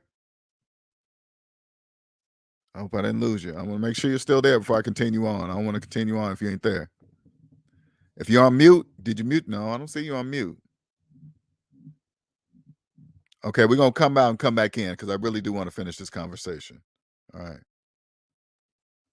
All right, you're right, Andre. Negative talk, man, that is, you guys don't really understand the power of negative talk, especially, I know you guys don't think nothing in the new economy has 2020 beyond has anything to do with what I'm saying. I'm telling you it does. Let's see. Hey, Okay, sorry, I got disconnected for a second. I lost you right at the juicy part. Well, I can't remember where I was left off at now. I'm sorry about that. No, no problem, no problem. Okay, let me just go back, kind of go over what I was saying. Okay. You guys, he knew you didn't have a job when you signed up, and you knew you didn't have any money. So guess what? That relationship's probably gonna be damaged for good. All right. Yeah. But when you get home and get on your feet, if he follows through with the trying to sue you for the breaking the lease, don't even fight it, man. Just do what you need to do morally, because that's what you agreed to. Yeah. Because it'll be one thing if he leaves mad. Like, of course, when you leave, he's gonna be mad because he's gonna lose everything. But honestly, that's his fault too. It's not fully your fault, because he already knew you didn't have no money, and then he says, "Hey, man, you got to promise that I'm gonna buy this place based on this," and then you can't pay because you ain't got no job. It makes absolutely no sense. So he got to eat some of that too. Yeah, you know it's funny. His father gave him most of the money to make the down payment to even get the condo. You know what So I'm saying? I think that means he had no money, and obviously, and let me go back even further. Obviously, his parents didn't know, because they would have never done anything like that. You think my son could come to me and say, "Hey, Dad, can you co-sign for a mortgage for me?" I was like, "Hell no! Are you crazy?" Yeah. So his parents obviously didn't know that to come up with the down payment money and co-sign. That's what's about to happen with his relationship with his parents now. Now it's going to be damaged. So you got to, what I suggest you do, this is a suggestion. You ain't really got no choice. You got to go home. I know, and I was thinking about that too all last night, and I was just. Tell me this. When you say I was thinking about that all last night, why would that take you all night to think about? Because I feel bad, because like you said, like I gave him my word that I'd be able to make that payment, and just with all these like expenses that just randomly came up, and some I should have foreseen, it just became too much. Let's see how you're talking. Yep. This is how it sounds. I'm gonna tell you how you sound. Okay.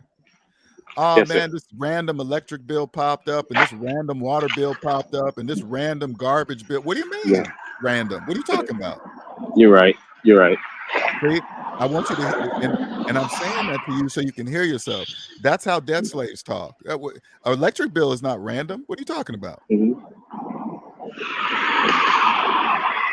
So you have no choice but to go home. These are things that you need to accept. And realize, this is what you got to realize. And I want you to clear, because the way you're telling me how your parents are responding, right? You don't really understand how lucky you are to be able to have parents like that. It sounds like to me, to just a little bit you've told me about it, it sounds like to me you've been running from their advice. You don't want to hear what they got to say. Am I right about that? Yeah, it's like a complex I have too, because they're like my foster family, so it's like the family that took me in, so it's like a chip on my shoulder. Listen. Math doesn't care if your parents are a foster family. Math doesn't care about that. So, them being your foster parents has nothing to do with 1 + 1 = 2. You're right. I'm trying to get you to see something, okay? Because you're there. Yes, sir. The moment you told me you're a conscious slave, that tells me you're listening. Sir. Debt slaves don't even know that they're debt slaves. You already did the hard work. You don't even know you did. By you even calling yourself a conscious debt slave, that you're telling me that you realize that you're a debt slave. Debt slaves don't know that they're debt slaves. I need you to see what you've already accomplished that you don't even know that you accomplished.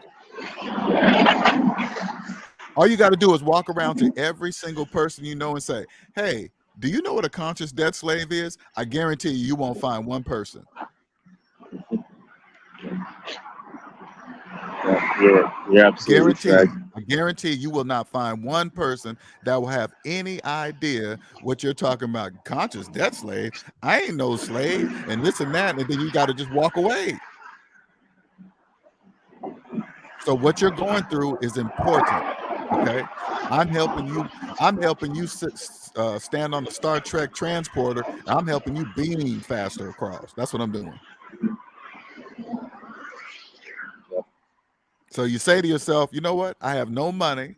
I have to go home, and thank God I have parents that know why I'm doing it. And you got mom and dad? Yeah. Oh my goodness gracious. Oh my. And they're both and listen, and they're both saying the same thing to you. The dad is. I'm more close with him. Okay. Either way, it doesn't matter. Doesn't matter. But yeah, your point still stands. So tell me this. I'm curious. What's your hesitation about going home? I'm curious. What is your hesitation? It's all mental, to be honest. It's just like the stigma of like a man going home at such an age as 32. It's just like he's seen as a loser. It's just like, oh my goodness, everything the stigma behind. Yeah. Do you know all that stuff is said by debt slaves? Do you realize? Do you think anybody from the SMD family would ever say, "Oh, you're such a loser. You're going home. You don't really." Do you think anybody from the SMD family would ever say that to you? Not at all. Exactly. That's debt slave speak, explaining. Who cares what they say? So what? Anybody, listen, when you go home, one of your friends are going to say it. Oh, man, they'll say it in a different way, but we're just going to say it the harsh way. Oh, you're such a loser going home. You turn to them and say, are you making car payments? And when they say yes, you say to yourself, that's why you're saying that. You're making car payments. I don't care what you're a debt slave. I don't care what you say.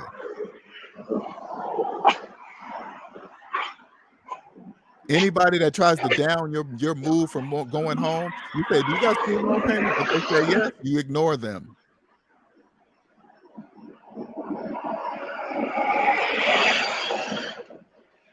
So tell me this: it's the illusion of the outside world that's preventing you from going home to your parents that are welcoming you with open arms. Is that what you're saying to me?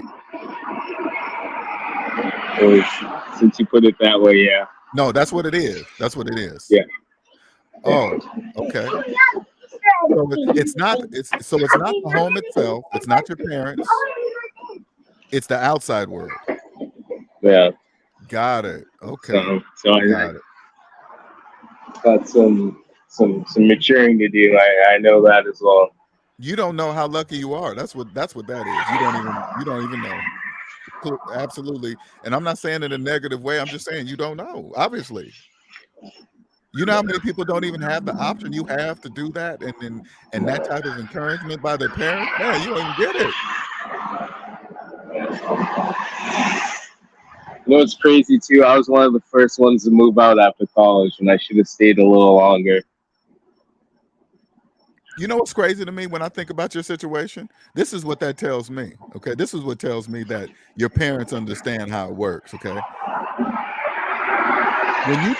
when you told your parents what you did with your friend, you know that tells me that you didn't talk to them at all about it. That's exactly, you totally didn't include them in nothing, because they would have told you the first time. And I'm right about that, correct? No, you're right. Exactly. Because you know they would have said, hell no, don't do that. No, that's wrong. But you didn't want to hear that. You were like, oh no, man, I don't want to be a loser and this and that. So you go and sign a lease.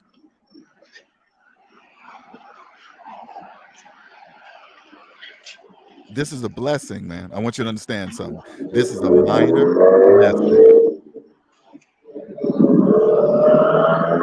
And to keep yourself financially straight and morally straight, if he decides to come after you for the money, don't fight it, pay it, And so he'll just be mad about you breaking the lease, but he'll never say, oh man, and he took off and never paid me my money and he caused me to lose my place and all that stuff. All that stuff will be eliminated because you promised, you guys made a deal together. Just because he's gonna lose that place, okay? That's gonna happen.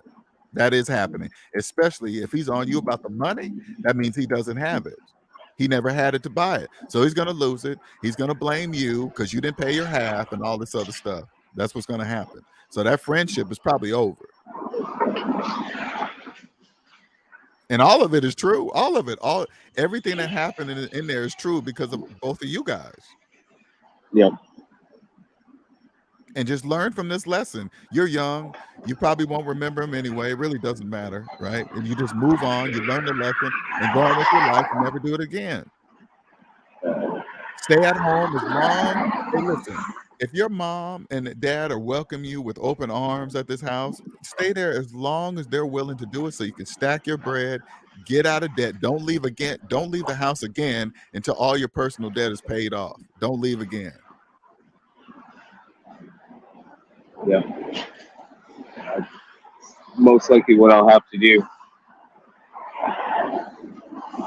Because it just sucks. Because like I'm trying to see it from his perspective. Like, man, like you didn't honor your commitment. Like, kind of screwed me. So I'm like trying to be empathetic in a way, but we both made a dumb decision by trying to finance a place we couldn't afford. You're wasting your energy on things that don't matter. You Yep. don't have the money. You have to go home. There's nothing to think about. And listen, you got to play. It's crazy, man. It's bananas to me how that's how powerful the program is. You're still worried about his feelings and how it was and this and that and that. And you got a place to go with a family that understands money and they're willing to. Man, that's crazy. There's nothing to think about. And you're a week into a year-long lease? 1 week.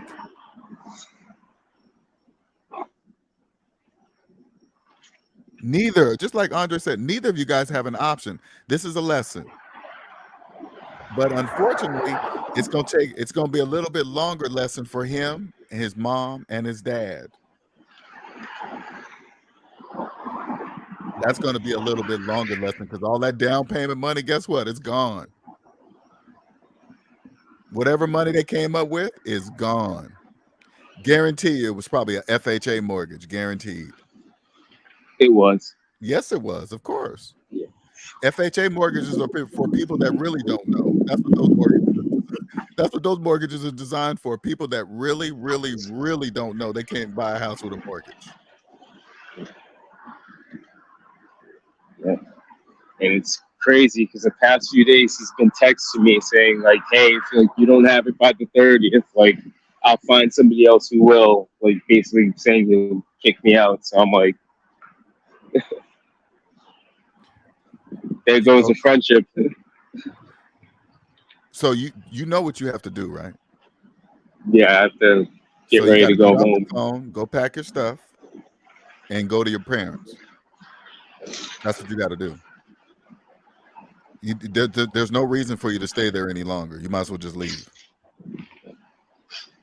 Avoid all the threats and this and that. He's going to be doing all kind of stuff because you're not paying. Now he's panicking. Okay, that's just what it is.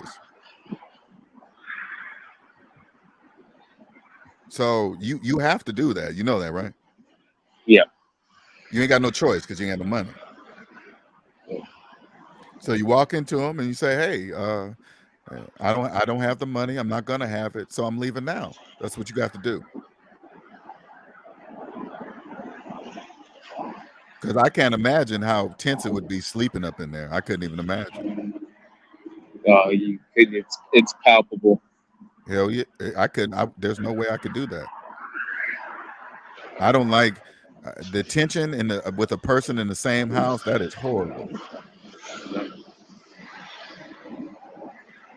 So let me ask you something, because I want to know your mindset at this moment. What is your hesitation?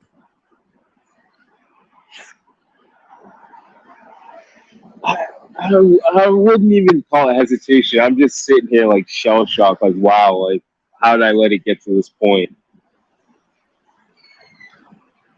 Okay. Let me ask you a question because I want to get your thought process. When you were signing this lease with no job, okay, Yep. how did you think you were going to pay the rent? To be honest, and don't laugh at me, but with the unemployment insurance plus with a part-time job. But like you're teaching, say, like how can you have money when you're already a debt slave? So, in other words, you're thinking about money in the future that you were planning on getting, Exactly.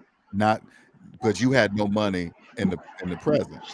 At the moment Exactly. you signed the lease, you didn't have no money in the present, correct? Exactly. So that's what I'm saying to you is that all debt slaves do that. All when they talk about money, they always talk about it in the future because they have no money in the present, but they don't know they do.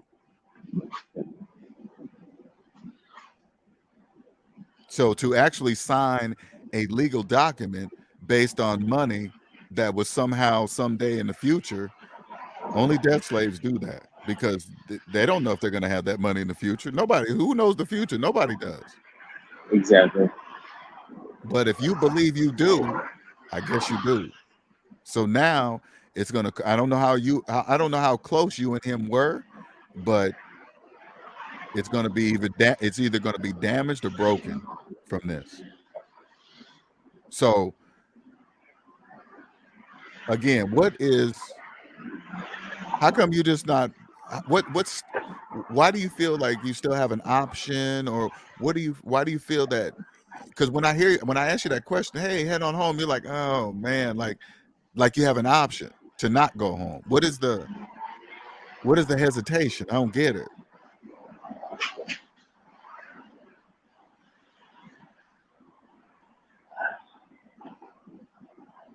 I don't know. Maybe I'm afraid of all the work I know I'm gonna have to face, but Work? What do that's you mean work? What's that mean? Do what? What work? like I've made a lot of bad financial decisions, and I'm obviously feeling the weight of it now, but I feel like I'm just beginning to reach the surface. So that's what I think is Might be making me happening. hesitant. Yeah. Hesitant to go home. That's what's making you hesitant to go home. Yeah, it's Okay, so the realization of it all. That's what you're saying. yeah. Gotcha. But what does that? Okay, tell me this. What does that have to do with going home when that realization is coming up? What's that? What's that hesitation?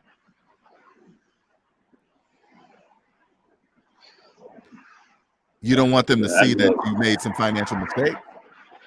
That is just like just losing. I'm gonna be losing a couple friendships too. So it's just like I Oh, know I should. That's minute. I know that's a small no, it's not. It's not. price to No, play, it's but not. it's just No, it's like not. No, it's not. we've been friends for like a little over a decade, and I just feel Correct. kind of crappy I for being the understand. catalyst and ruining it. I So it's just understand. like I accept my responsibility, and it's just like it's hard to swallow, and I Okay. just almost feel like a coward for just running home and just leaving behind destruction I caused. You Gotcha. know? Gotcha. Gotcha. No, those are good. Okay. Those are important. Don't don't minimize it. That's part of the process. Okay. That's how you learn because you didn't know. Because now think about it this way. Now that you learned this particular lesson, you will never do it again, correct? Because of the pain that it caused in there. Okay. This Exactly. will for the rest of your life, this will never happen again because you won't allow it to happen, especially with a friend. The next time a close friend says, hey, let's sign a legal document together to do something, something, something, something, you're gonna think twice about it. You're gonna be like, oh, okay, how's your financial life? And if it's a mess, you're gonna know not to do that. That's all. You're gonna be like, no, nah, I'm cool with that. I'm good. And then that friendship stays intact. But again, just like Andre said, you really can't be a friend with a debt slave. You can't. Yeah. Because soon they might be your friend, but as soon as you start hearing them talk about money and what they're doing and how much profit they're making, and you know that they're a debt slave, you're not going to want to listen to it, and they're not going to want to listen to you. So just go. This is what I strongly suggest. Go home with to your parents that are welcoming you with open arms, which is very rare. That obviously understand money. That's why you avoided them when you signed this deal, because you knew what they were going to say. You go there and you say, hey, you know what, mom, dad, I was wrong. You'll be surprised if you walk into your parents and say, you know what, mom, dad, and word it the way you want to word it, okay? And say, you know what, you guys are right. I was totally wrong. I'm here to fix my mistakes. Thank you for helping me. They will welcome you with open arms and probably even help you. Yeah.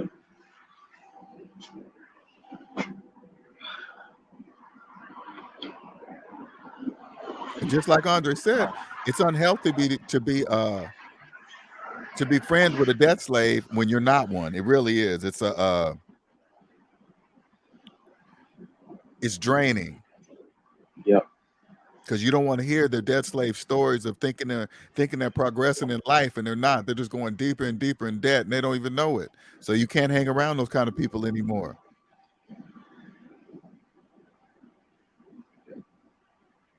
So what you're feeling is normal. Eventually, you're gonna have to go home. I mean, go to the place, face the guy. You're gonna have to face that stuff that you can't avoid it, because you got to get your stuff. You have to do it. Okay. Yeah. You got to just go ahead. I was gonna say I'm here now. Like he's here as well. Like he funny thing, he bought the place, but he rented out a room to me, like a small room to me. Correct. So it's just he's on vacation right now too. Go figure. And he's coming back tomorrow. Yeah. So you know what? Okay, listen. And he wants me to have a like at least a part-time job by the time he gets back, so I can at least afford to pay the rent here. Yeah, he's like I'm like yeah. Dad. Sound like your dad. Right. You have a part-time job, son. By the time I get back. I'm like, dude, I'm 32, and like I get it. Like you're worried, but like at the end of the day, I'm a man. Like you got to speak to me in a more respectful manner. He's not. You know why? Because you're not coming up with your part of the money, and it's. And I'm not saying he has the right to talk to you disrespectfully, but if he is, listen. If he is, you got to get out of there quick, because now it's turning personal. Okay. All right. So if you feel like you have to leave now while he's on vacation, or you want to wait to face him till he get back, that's totally up to you, man. If you don't want no confrontation, I'd probably just, to avoid, and I'm just saying this to avoid, because I don't know your situation, to avoid confrontation, it counts on your relationship with him. I don't know you guys' relationship. I would just say, hey man, I didn't pack up to run out on you. I just didn't want anything more bad to happen between us, right? You just but you're not going to have the money. You're not. Yeah. So you and can I'd rather you could say it to his face, I'd rather or you face tell him it. over the phone. How long you guys? You said 10 years? Yeah, like since 2011. 2010, 2011. I would personally, I would say it to his face. Yeah, that's what I want. Yeah. Do. I would say, out of respect, I would say it to his face, and it's a moral thing. I really would, because you really can't do anything about it. You got no money. This will go over. This will get over. You can save as much as you can, as far as financial wise. If he sues you or whatever, just don't fight it. Here you go, man. You're right. I just didn't have. It was just I couldn't do anything at the time. It is what it is, and just never do it again. Okay, never do that again. Yeah. Oh, I wonder how much he can go after me for too, but I feel like that doesn't matter. No, it doesn't matter. Listen. I want you to look at the bigger picture. Yeah. To go after you costs money. Okay, that's not free. Okay, if he didn't have no money to buy the condo, he can't keep the condo unless he gets your money to pay it. That means he has no money. Okay, the chances of him probably coming after you are probably slim to none. I'm not giving you kind of legal advice or anything. I'm just giving you numbers. If he'd had no money to buy the condo, put the money down, he needed a co-signer. That means he don't got the money to probably pursue this. So it probably never come to light anyway. But the more thing is your 10-year relationship. That's the thing right there. Mm-hmm. You're gonna have to. I don't know. It counts on how important this relationship is to you, because he's going to blame the whole demise of the loss of the condo on you. That's what he's going to do. Yeah. I mean, yeah. I mean, I feel like his parents would come in at the last second for him, but either way, I think the damage is done. You figured his parents would come in and do what? Save his ass like they normally do. What do you mean by like pay the mortgage or something? Yeah. Interesting. Yeah, because comes from he doesn't like to admit it, but he comes from a wealthier upper middle class background. You know, okay, let me tell you something. When I hear that, and when you told me what they just did, that doesn't sound like an upper middle class something that makes people make it sound like it's special. Because people that understand money would never co-sign for their kid that's depending on paying the mortgage of their friend. And if the friend don't pay it, the whole deal falls through. No, that doesn't happen. So whatever you're looking at is not what it is. I can tell you that right now. Because I want you to think about it. If my son came to me asking to get a mortgage and he had no money and he was dependent on a renter and an FHA mortgage on top of that, there is no way in hell I would ever do that. I'll be like, why are you even calling me? But Dad, I thought you loved me. I do. That's why I'm saying to you, why are you calling me? Because I love you.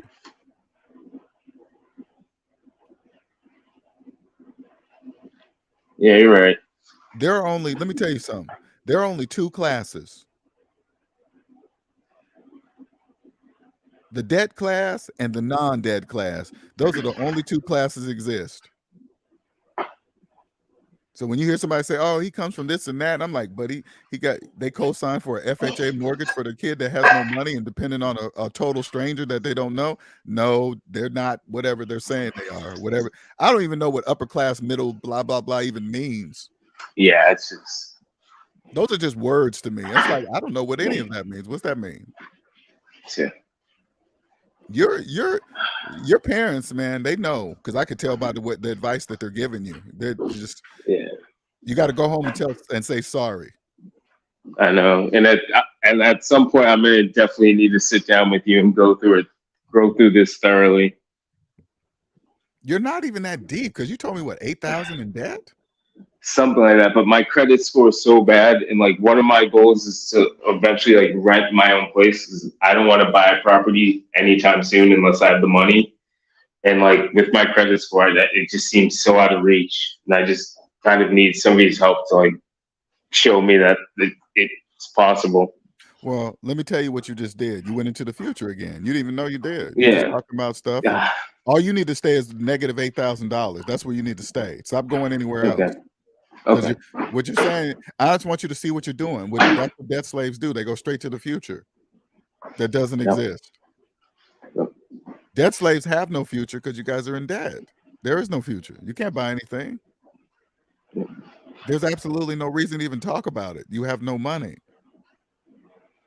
None of that's going to happen unless $8,000 get paid. None of the house and the condo and none of that happens. The bank will say otherwise because they'll do it for you. Oh yes, no, that's not true. LJ's lying. Come here, we'll show you how to do it. Just sign this paperwork and we'll show you how to do it. This is how you buy a house with no money. Sign here. Yeah, it sucks. It's just hard not to beat myself up about it, because I just feel like if I really sat down and thought about the repercussions of my actions, like I just wouldn't be in this position. It's all on me. With you that I see with you, okay? You have what is called empathy, which is a very good thing. When you come to the positive side, you can you can explode with that, what you're doing right now, because it's very rare.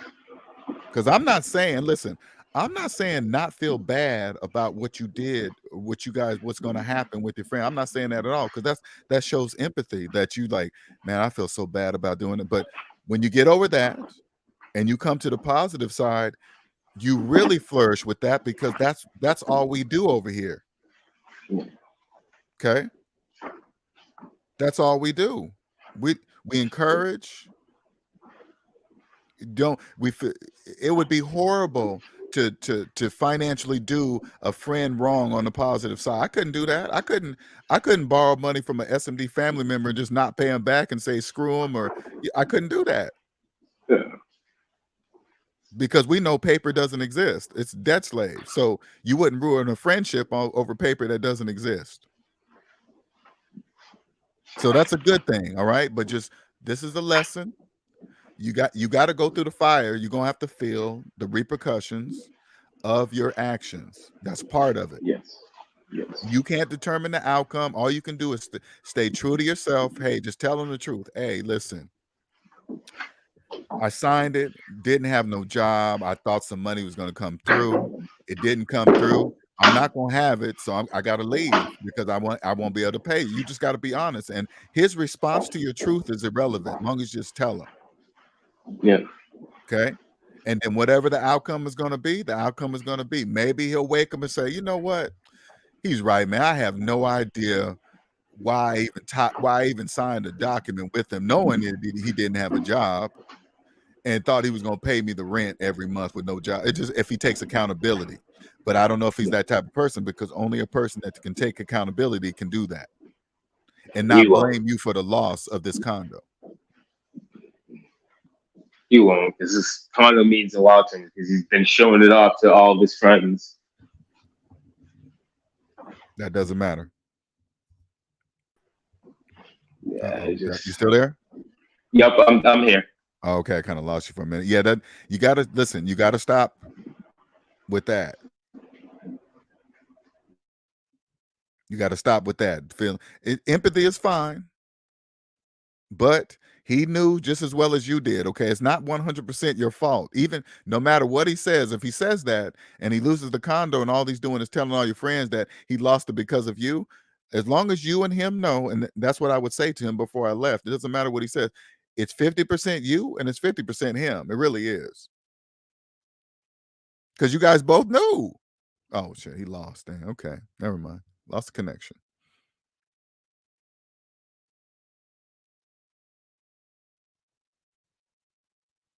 Correct. That is, man, Andre, that is so true, man. You back? Yeah. Okay. Yeah, sorry. There's a storm around here, so it's an intermittent connection. But, no, I just, you know what? I know I'm doing a lot of talking. I just want to hear your. It's interesting to hear your thought process, honestly.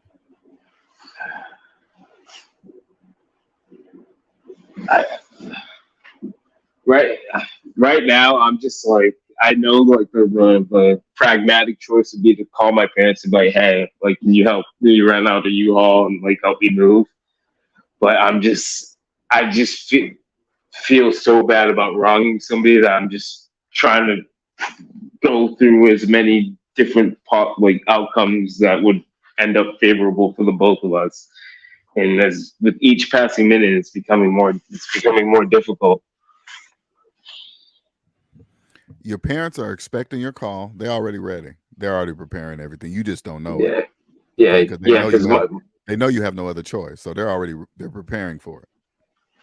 Yeah, it's just like my stepdad. Well, my dad's just like, yeah, give me a call tomorrow and let me know, because he, in nicer terms, he thought I was out of my mind for even signing that document when I could have called them. Stop thinking. Take out of your mind like you have an option. That's what I want you. That's number one. So take that out. I know I don't have an option at all. You don't have an option. And I'd say this. This is what I say personally. Okay, this is what I would do. I would face my friend in his face. Okay, you probably won't understand now, but you could tell that's the worst, because that's the biggest fear. So that's the one you need to face. Yeah. And it's about respect for now, respect, because people change as you guys get older. Some people change, some people evolve, and he might not even, regardless of you tell him to the face, he might not even hear it. He might be pissed off and still be pissed off and mad that he's going to lose the condo because of you, but he will never forget that you told him to his face. You didn't you didn't tell him through text. You didn't run away and not do. You just waited till he got there. Hey man, I gotta tell you something. Da da da da da da. This is what it is. Period. And leave it. And you gotta let it go. You gotta forgive yourself. I didn't know. You gotta say that to yourself. The only way you're gonna forgive yourself is that I didn't know, because if I did know, I would have never did it. Yeah.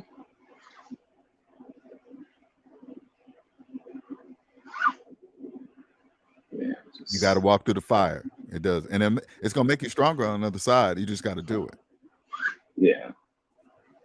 It's just like I've been living like this for so long, just like barely making ends meet. That it's just like seeing the other side is just like almost. It almost seems like what's that word? Like fantasy in a way. Mm-hmm. That's crazy, and you only got $8,000, and you think it's far. See, that's what I wanted people to understand. I know.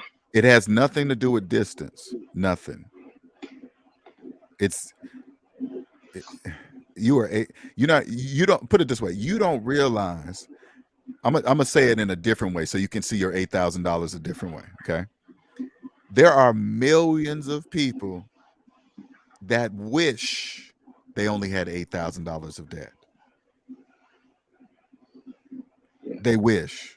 They absolutely, like, if I only had $8,000, I'd be free. You are $8,000 away from owning yourself.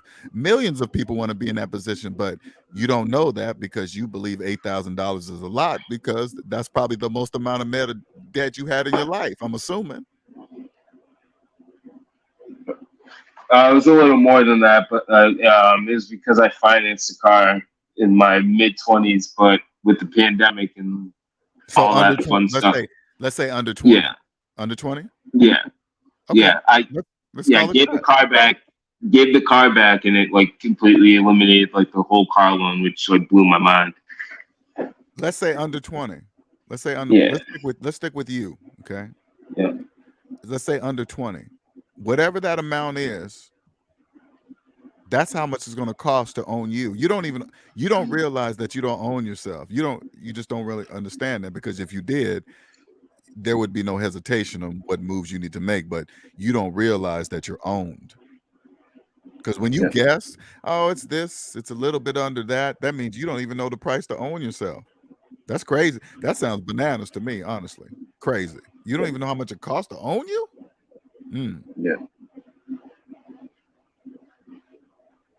The first thing you need to do is log into your Credit Karma or some kind of something, whatever credit reporting thing, and find out your exact total debt so you can see it with your eyes, so you know how much it's going to cost to own the business of yourself. That's the price to own yourself.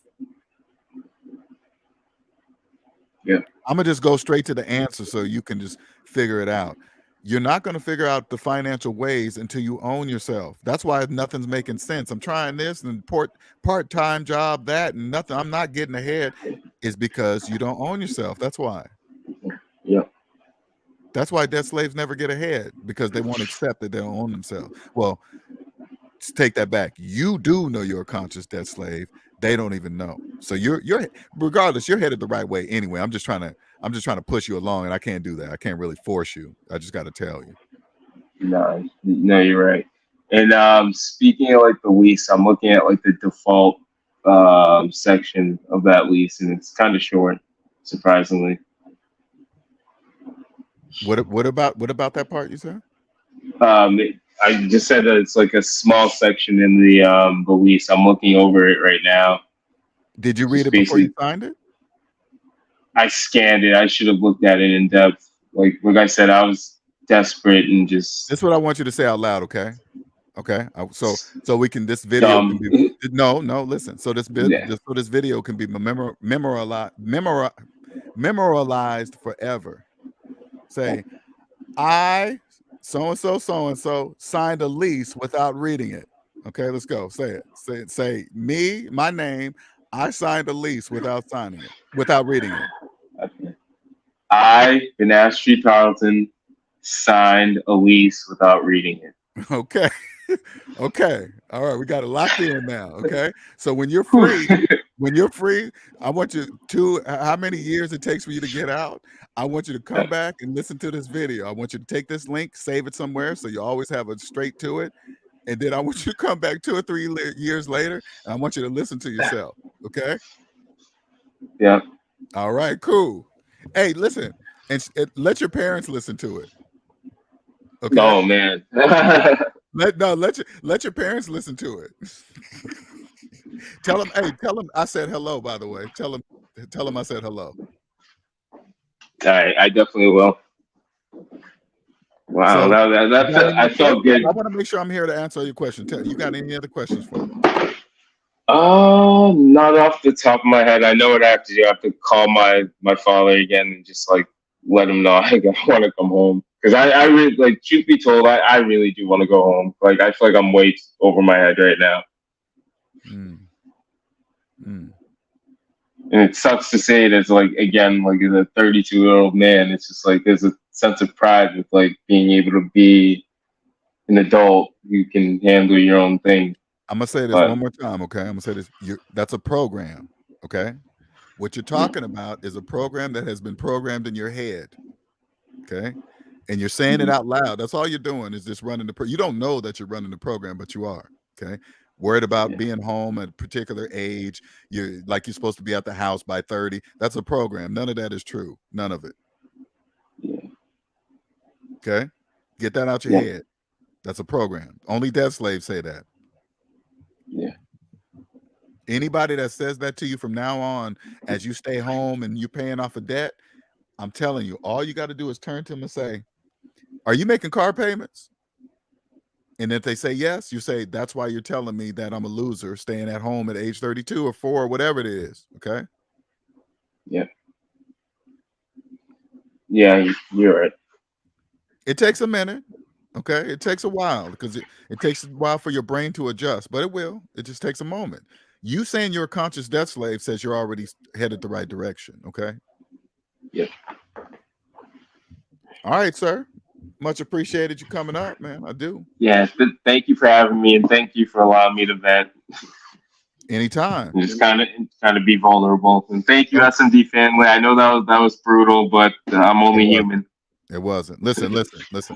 I don't want you saying I want you to work on thinking that you have to explain yourself, that is brutal, it was bad. Try to work on not saying stuff like that. Just be you. You see how I am right now? I'm being me. I don't care what people think about it. I don't care what they say. I don't care. You just be you. All right? Don't never talk negative about yourself. Words are powerful, man. Words are very powerful. Let's see. Let me see his friends.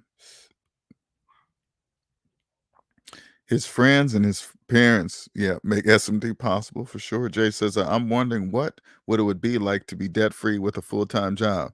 That's a good question. And you know what's so crazy? Your whole life will change. Your whole entire life will change for sure. This is like it is. You know, so crazy, man. It really is. I'm telling you, guys don't really understand, man, that people don't really understand that they can get hooked on something like a drug, but it's psychologically. Because our bodies emit dopamine naturally.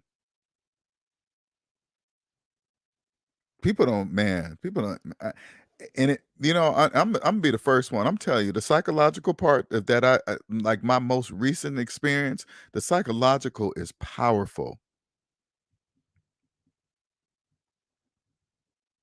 It's like with the cognitive dissonance. You see something happening to you, but you don't believe it. It's absolutely, it has all my respect. never again, doubting. You kind of hear those stories and stuff like that. Hey, how come the person just doesn't leave them if they're doing, and they just stay, like, oh, they're so stupid. There's a psychological piece to it all that you guys don't really understand.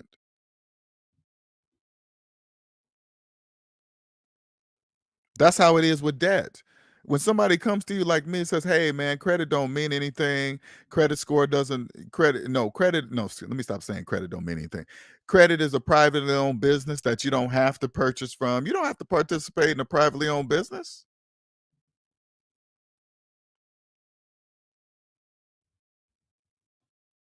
You can choose not to.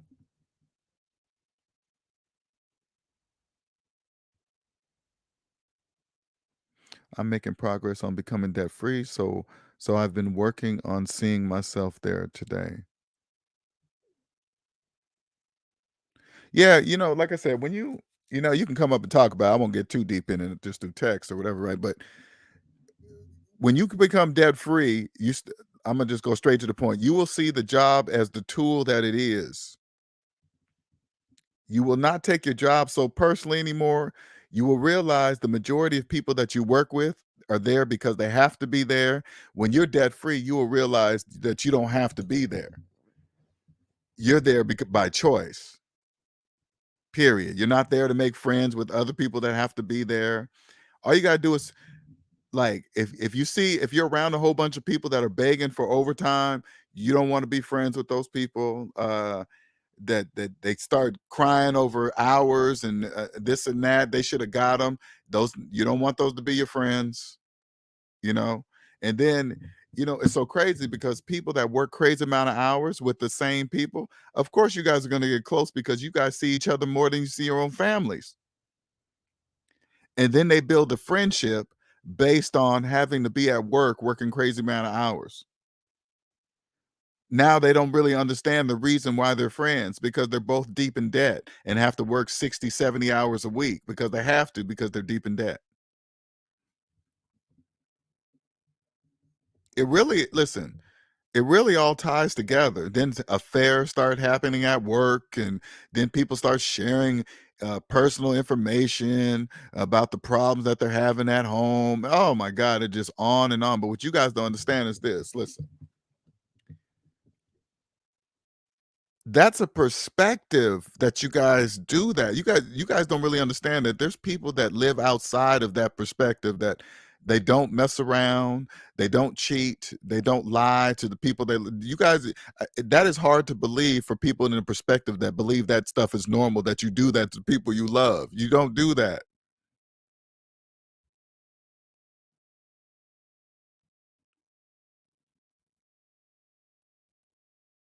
Can you imagine?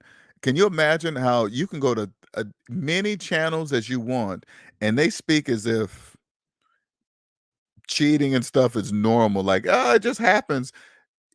Do you know there are people that don't do that? And if you're wrapped up in that perspective, you're not gonna believe it because that's all that has happened. That's probably all that you've done.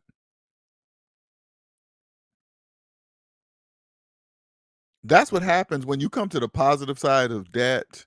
You come over here, you don't cheat and scam, lie to IRS, lie on your taxes and tax people and this and that. I can only, so crazy. I can only imagine the stuff that people turn in to tax professionals, that the tax professionals can clearly see that these people are lying about something.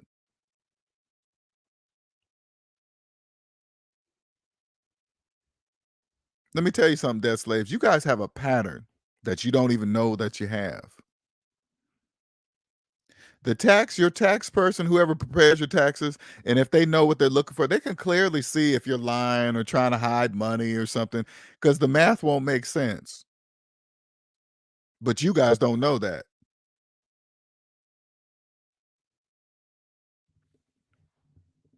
Sure is. You're right. It's addictive.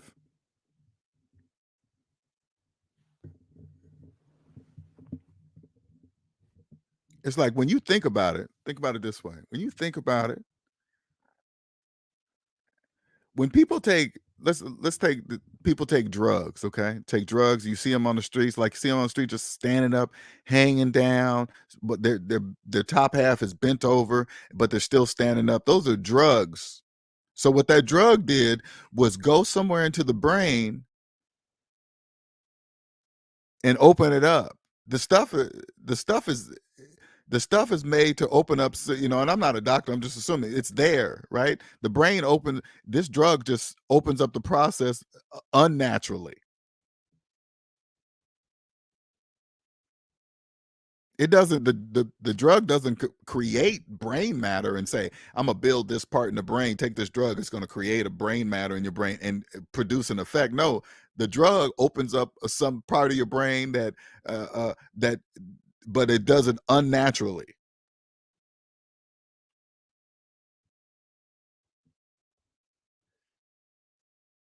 The same thing can happen without drugs. You can get addicted to gambling. That's an addiction. Cheating, attention, food.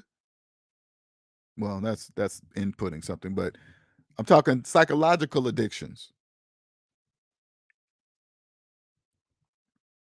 It has all my respect. All my respect now. Put it this way, without it, I wouldn't be who I am today without it. Sure wouldn't have been. I thank it.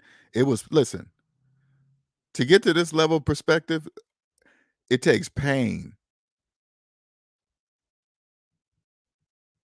And when I say pain, I'm talking about like psychological pain, but it's really the same both, because the psychological pain can affect your body.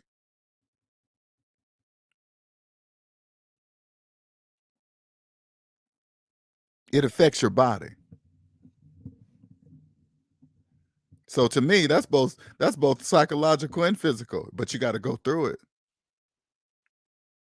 I've never been hooked on drugs in my life, ever. As a kid, I used to see people on drugs. I'd be like, "Ooh, look at the way they act when they take those pills." Or da, da. I used to say, "I'm not doing that. I don't want to be like that. I don't want to act like that. I don't want to do that." So I just made a logical choice not to. And guess where that started from? From my mother. The love that wasn't allowed in her house. No way. Nope.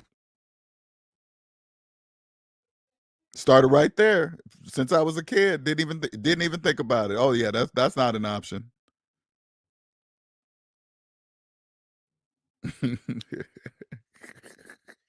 You're right. I was and didn't know it. It's absolutely amazing. I ain't even gonna lie, Andre. It's amazing. I used to, what's so crazy? I know here we're going off the subject again, but you know what's so crazy? I used to say that to myself when I was a kid. I used to go, I don't feel like I'm like everybody else. I used to, but I only could say that to myself. Man, I know I know I'm human, but I think I'm different. Something's different about me. I used to say that all the time. But then I used to walk away saying, "Oh, probably everybody says that." No, they don't. And I realized why I have now realized why I used to call myself special and different. You know why? Because my mom used to always say it.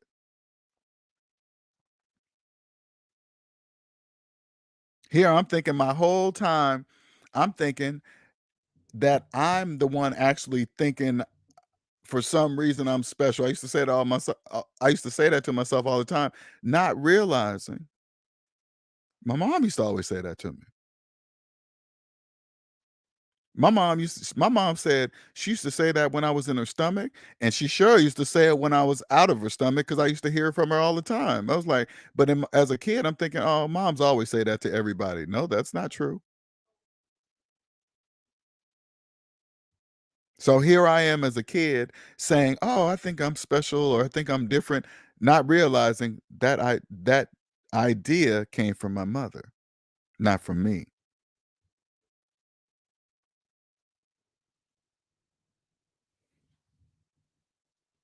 I realized that, Andre, for sure. And you and I are going to talk because I got, and we're going to talk on the phone because I got some questions. Now I got some questions. Tired of you laughing at me when I say something? You put a little giggle emoji. I don't know what is funny. I don't know what's funny.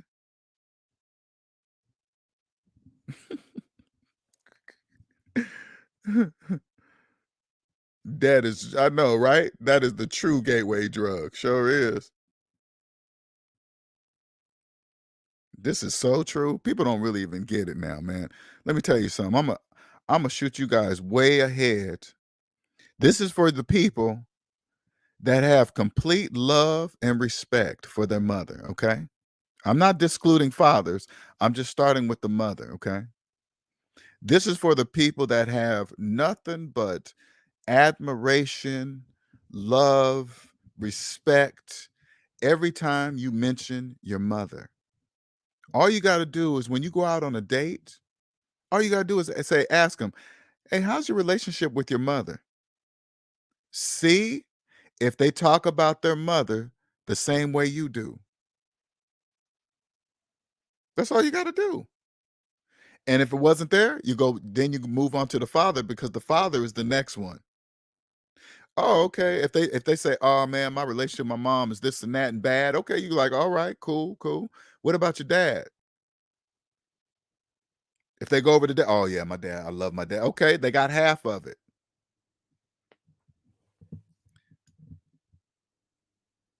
But if they talk negative about their mother, that you know what that automatically means? They know nothing of the love that you received from your mother. They don't even know about it. They don't even know that it exists. Now you have a decision to make. Are you going to truly date a person that doesn't love their mother? I wouldn't.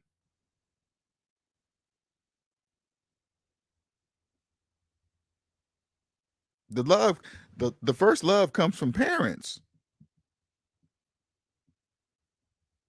You guys got to remember, when a kid is born, their world is your house. They don't know anything about the outside world as of yet.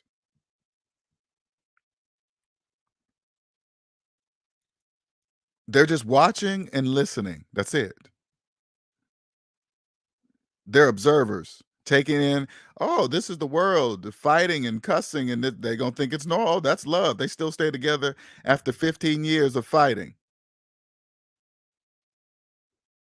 And guess what? They're going to grow up as adults. Oh, that's normal. Ain't nothing wrong with a hit or two here, there, or disrespect of that and this and that. They're going to think that's normal. No, it's not.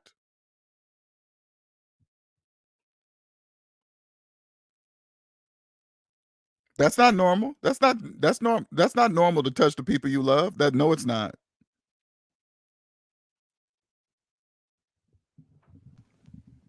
Because you got to think about it. You think back into where you learned love from and say, was there physical abuse in my household with my mother and father? Nope. Then it doesn't exist. Maybe for them, but not for you. And if it ever happens to you, or it's happening to you now, all you got to do is this. You got to stop blaming this is what you got to do. Stop blaming the abuser and say to yourself, God gave me the freedom of choice. Every single one of us, freedom of choice. You're choosing, you're allowing it by a choice. If you're staying with the person that does that, you're allowing it. That's a choice. You can choose no.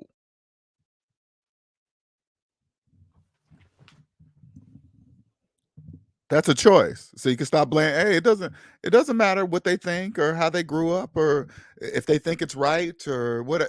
None of that matters. It really doesn't. None of it matters. You just have a choice. Well, I don't agree with it, and you just leave.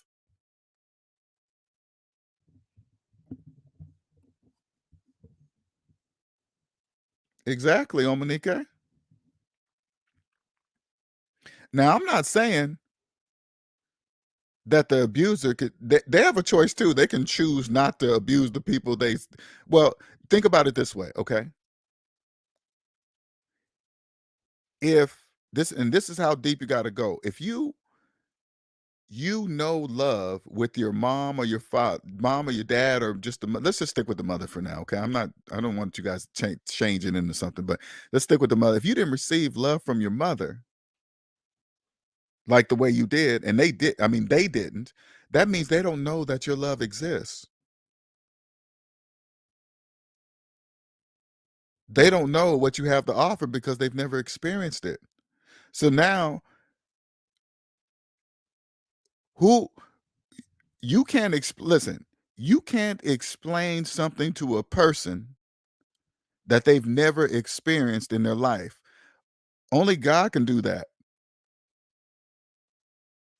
Not even, excuse me, I take that, but not even they have freedom of choice.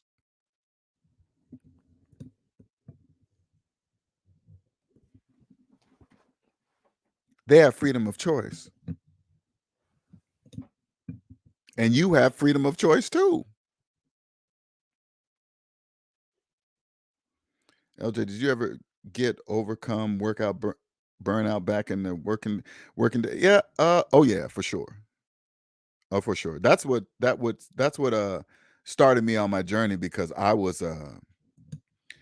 couldn't really explain it. I had years of going to the same building as a networking or computer engineer. But for some reason, when I became debt free, I couldn't stand being in the. I was like, I have to be in here for 8 hours, 10 hours, being here till the sun goes down, come in when the sun's barely coming up, and then I'm leaving when the sun goes down.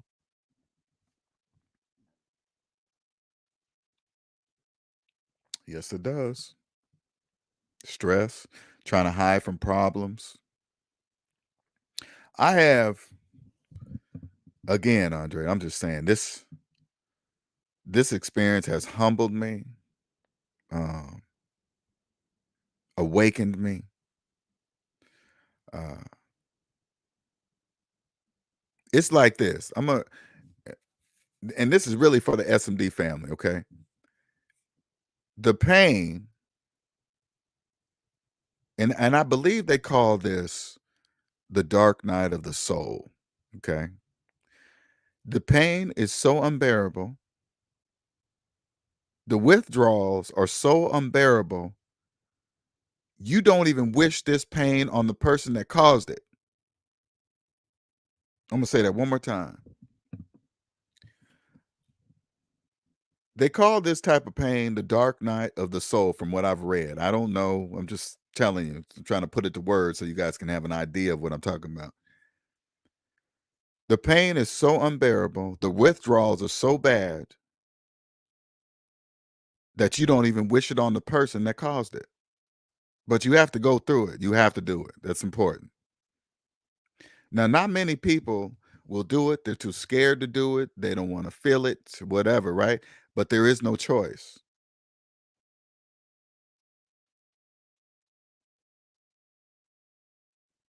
If somebody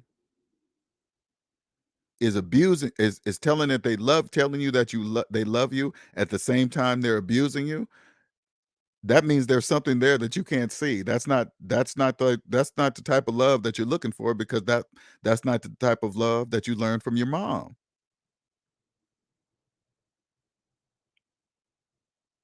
That means you're caught in something you obviously cannot see.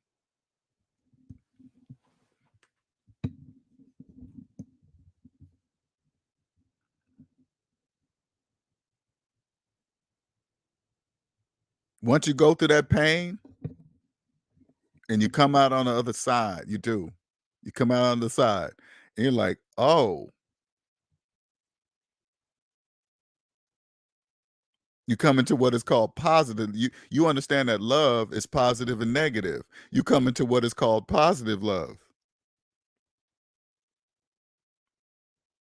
In positive love, people don't do that stuff. They don't hurt the people they love. They don't cheat, and they don't do none of that happens. You guys understand that? None of that. The person, listen, what you don't know is this: when you come together with a person, there is no fear in there, because there is no damage done.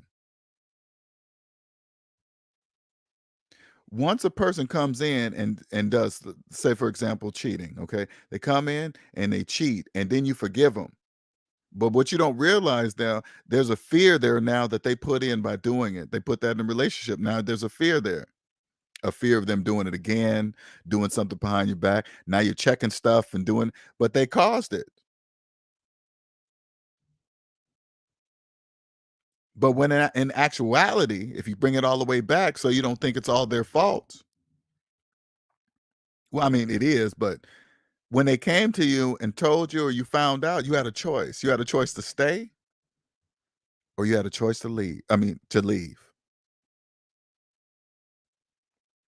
That's a choice.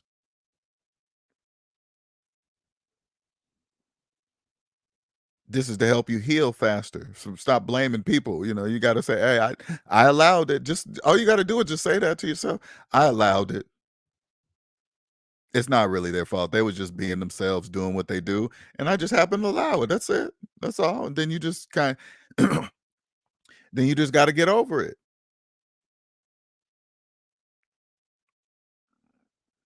Once you clear that and you come on the positive side of everything in your life, your finances are going to take off through the roof. Everything you're going to hope to accomplish, you will.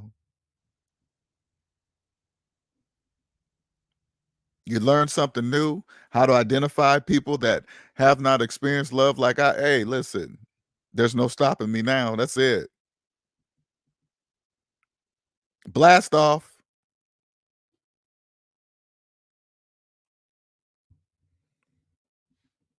It is. The choice is only difficult if you're resisting the truth. Ain't that the truth? Mm, you guys don't even get it. I resisted the truth for years.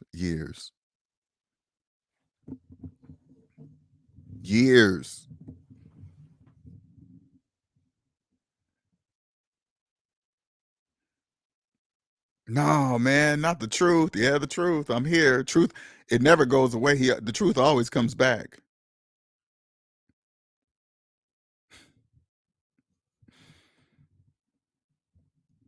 You know what the truth? You know what the truth really is? The problem is the truth has been disguised as fear to people running from it. That's what it really is. That's that's what it really is. The truth is just people look at it like, "Oh my God, the truth is so scary." People say it all the time. "Oh my God, the truth is you know, yeah, I don't want to face the truth." People say it out loud. I don't want to face the truth. They say it. But it's the answer. And even when I say that, let me tell you guys something. I'm not even saying that it's easy.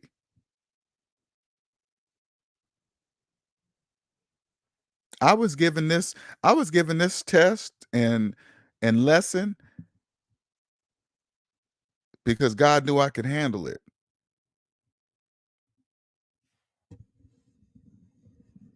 And let me tell you something, this last test, I needed his help. I asked for it and he did it. I'm not even ashamed to say it. And shouldn't be. And you shouldn't be either. And this channel, I don't preach God and Jesus and stuff like that. You know me, the universe. I interchange God and the universe, but that's about it.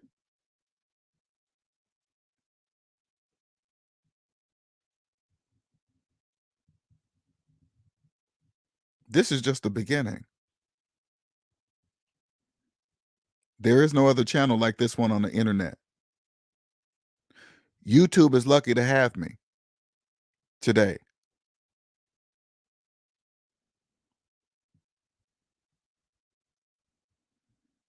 YouTube will be memorialized. Am I saying that word right? Memorialized, excuse me, memorialized as the first platform to house the SMD, LJ Young and the family, SMD family. YouTube doesn't even know yet.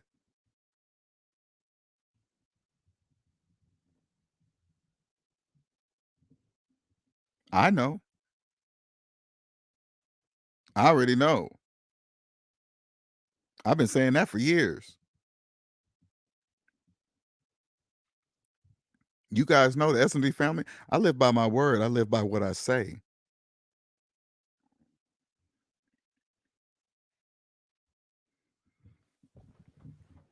I don't just talk. I do. I always do. Everybody that knows me knows that I do.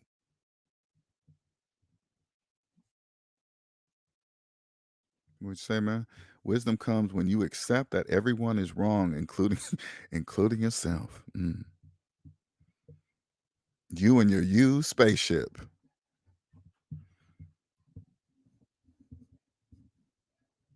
I don't talk to aliens with used spaceships. I've evolved from that, Andre. Evolved. Okay. Yeah, I know. I ain't even got to use one. But that's besides the point. Okay. Yours is not new. Okay.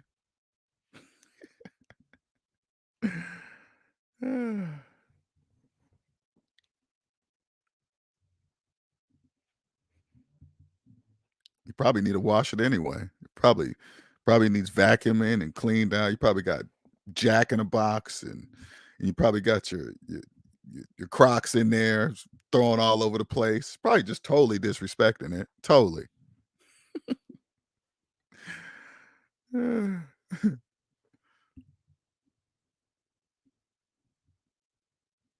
here to help you guys. Do you guys understand that?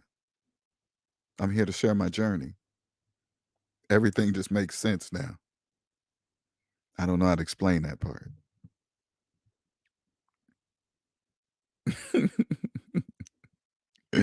Too busy to clean it. Oh, man. I'm excited about what's about to happen for me in 2024. I can feel it. I'm just wrapping things up in 2023. I'm going to tell you guys something before I get off here. I want you guys to understand something. I'm not even the same dude I was in the beginning of August. End of July through the month of August, I'm not even that same person. I'm a whole different person.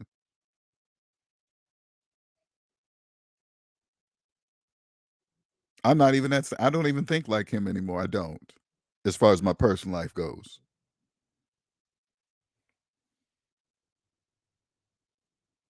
Too busy changing the world. Exactly. Way too busy. These are things I've got to learn too. No longer saying negative things about myself. Correct. Stop with the I'm stupid. I'm not smart enough. I should have known that. You guys just got to be quiet. Don't say those things out loud. If you're saying it in your head, I can't really do nothing about that. But don't say it out loud. Don't say stuff like that, especially to yourself. Do not do that. You got to ask yourself, why am I saying negative things out loud to myself? Because you already know, listen, before you say the word has to be brought up in your mind first.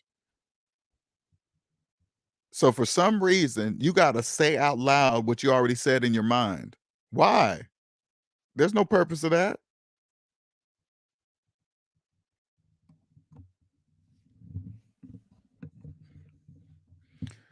They teach you lessons, Omanike. For me, I can speak for myself. They teach you lessons. There's not one, put it this way, there is not one doubt in my mind that I was supposed to have the relationship that I had recently. That was, all of it was supposed to happen. That was part of my journey. That's 100% fact. I know it's true. Everything says it's true. And I'm grateful for it. I'm grateful for the whole thing.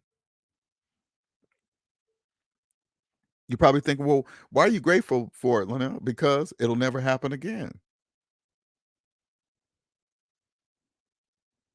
All I got to do is say, hey, how's your relationship with your parents? And then I'll know. That's it.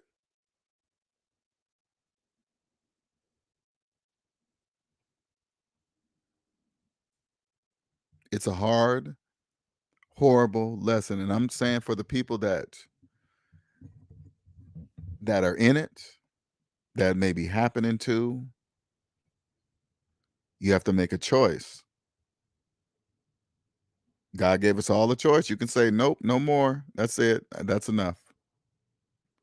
And you just make it happen. Say goodbye. It doesn't matter the outcome. It doesn't matter what people said and people do, how their outcome to it. It doesn't matter. It really doesn't matter.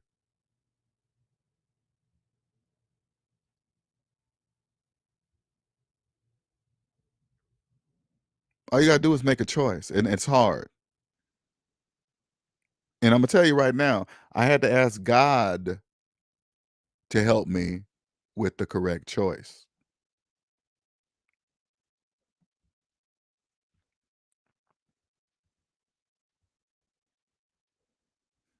That's how powerful it is. And then he did.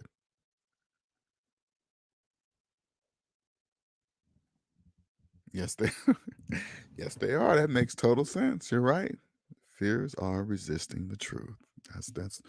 That is 100% fact. Mm.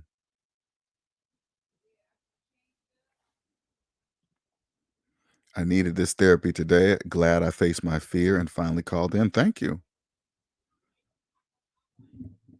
I want you to feel all that, sir. I want you to feel all that.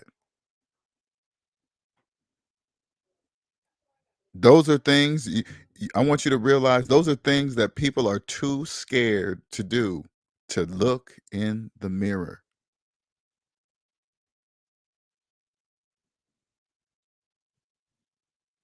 It's much deeper than what you guys think, but if you're still in debt, there's really no reason to go any deeper. It really is not, because you got to get there first. And the level I'm at, let me tell you something. Let me explain something to you guys too, so you guys can get it. The level I'm at with it all,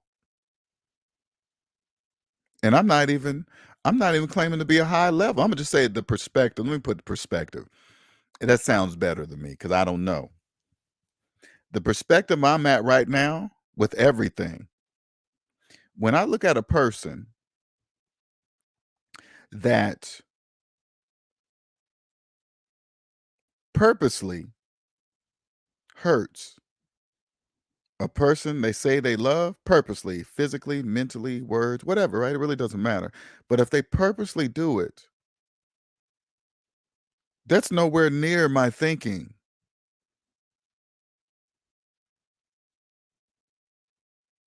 I don't even, to me, where I'm at with everything, why? What's the purpose of that? That makes no sense. Why would you do that? I don't know. They must be in pain. I'm assuming, this is what I'm assuming. Okay, this is an assumption. The way I live, I live on positive love. And when I see people do that, I'm assuming they do it because they're in pain. So maybe they want to make the person that they're with feel the pain that they feel inside or something. Who knows? I don't really know. That's for doctors. That's for psychologists to figure that out.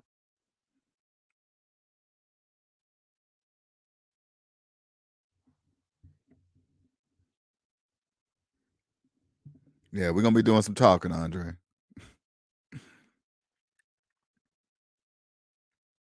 Thank you, sir. Thank you, everybody.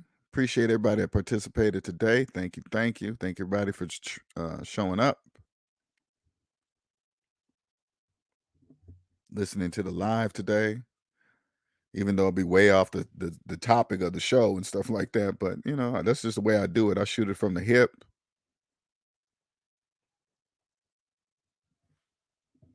So, all right. Well, you guys have a good one.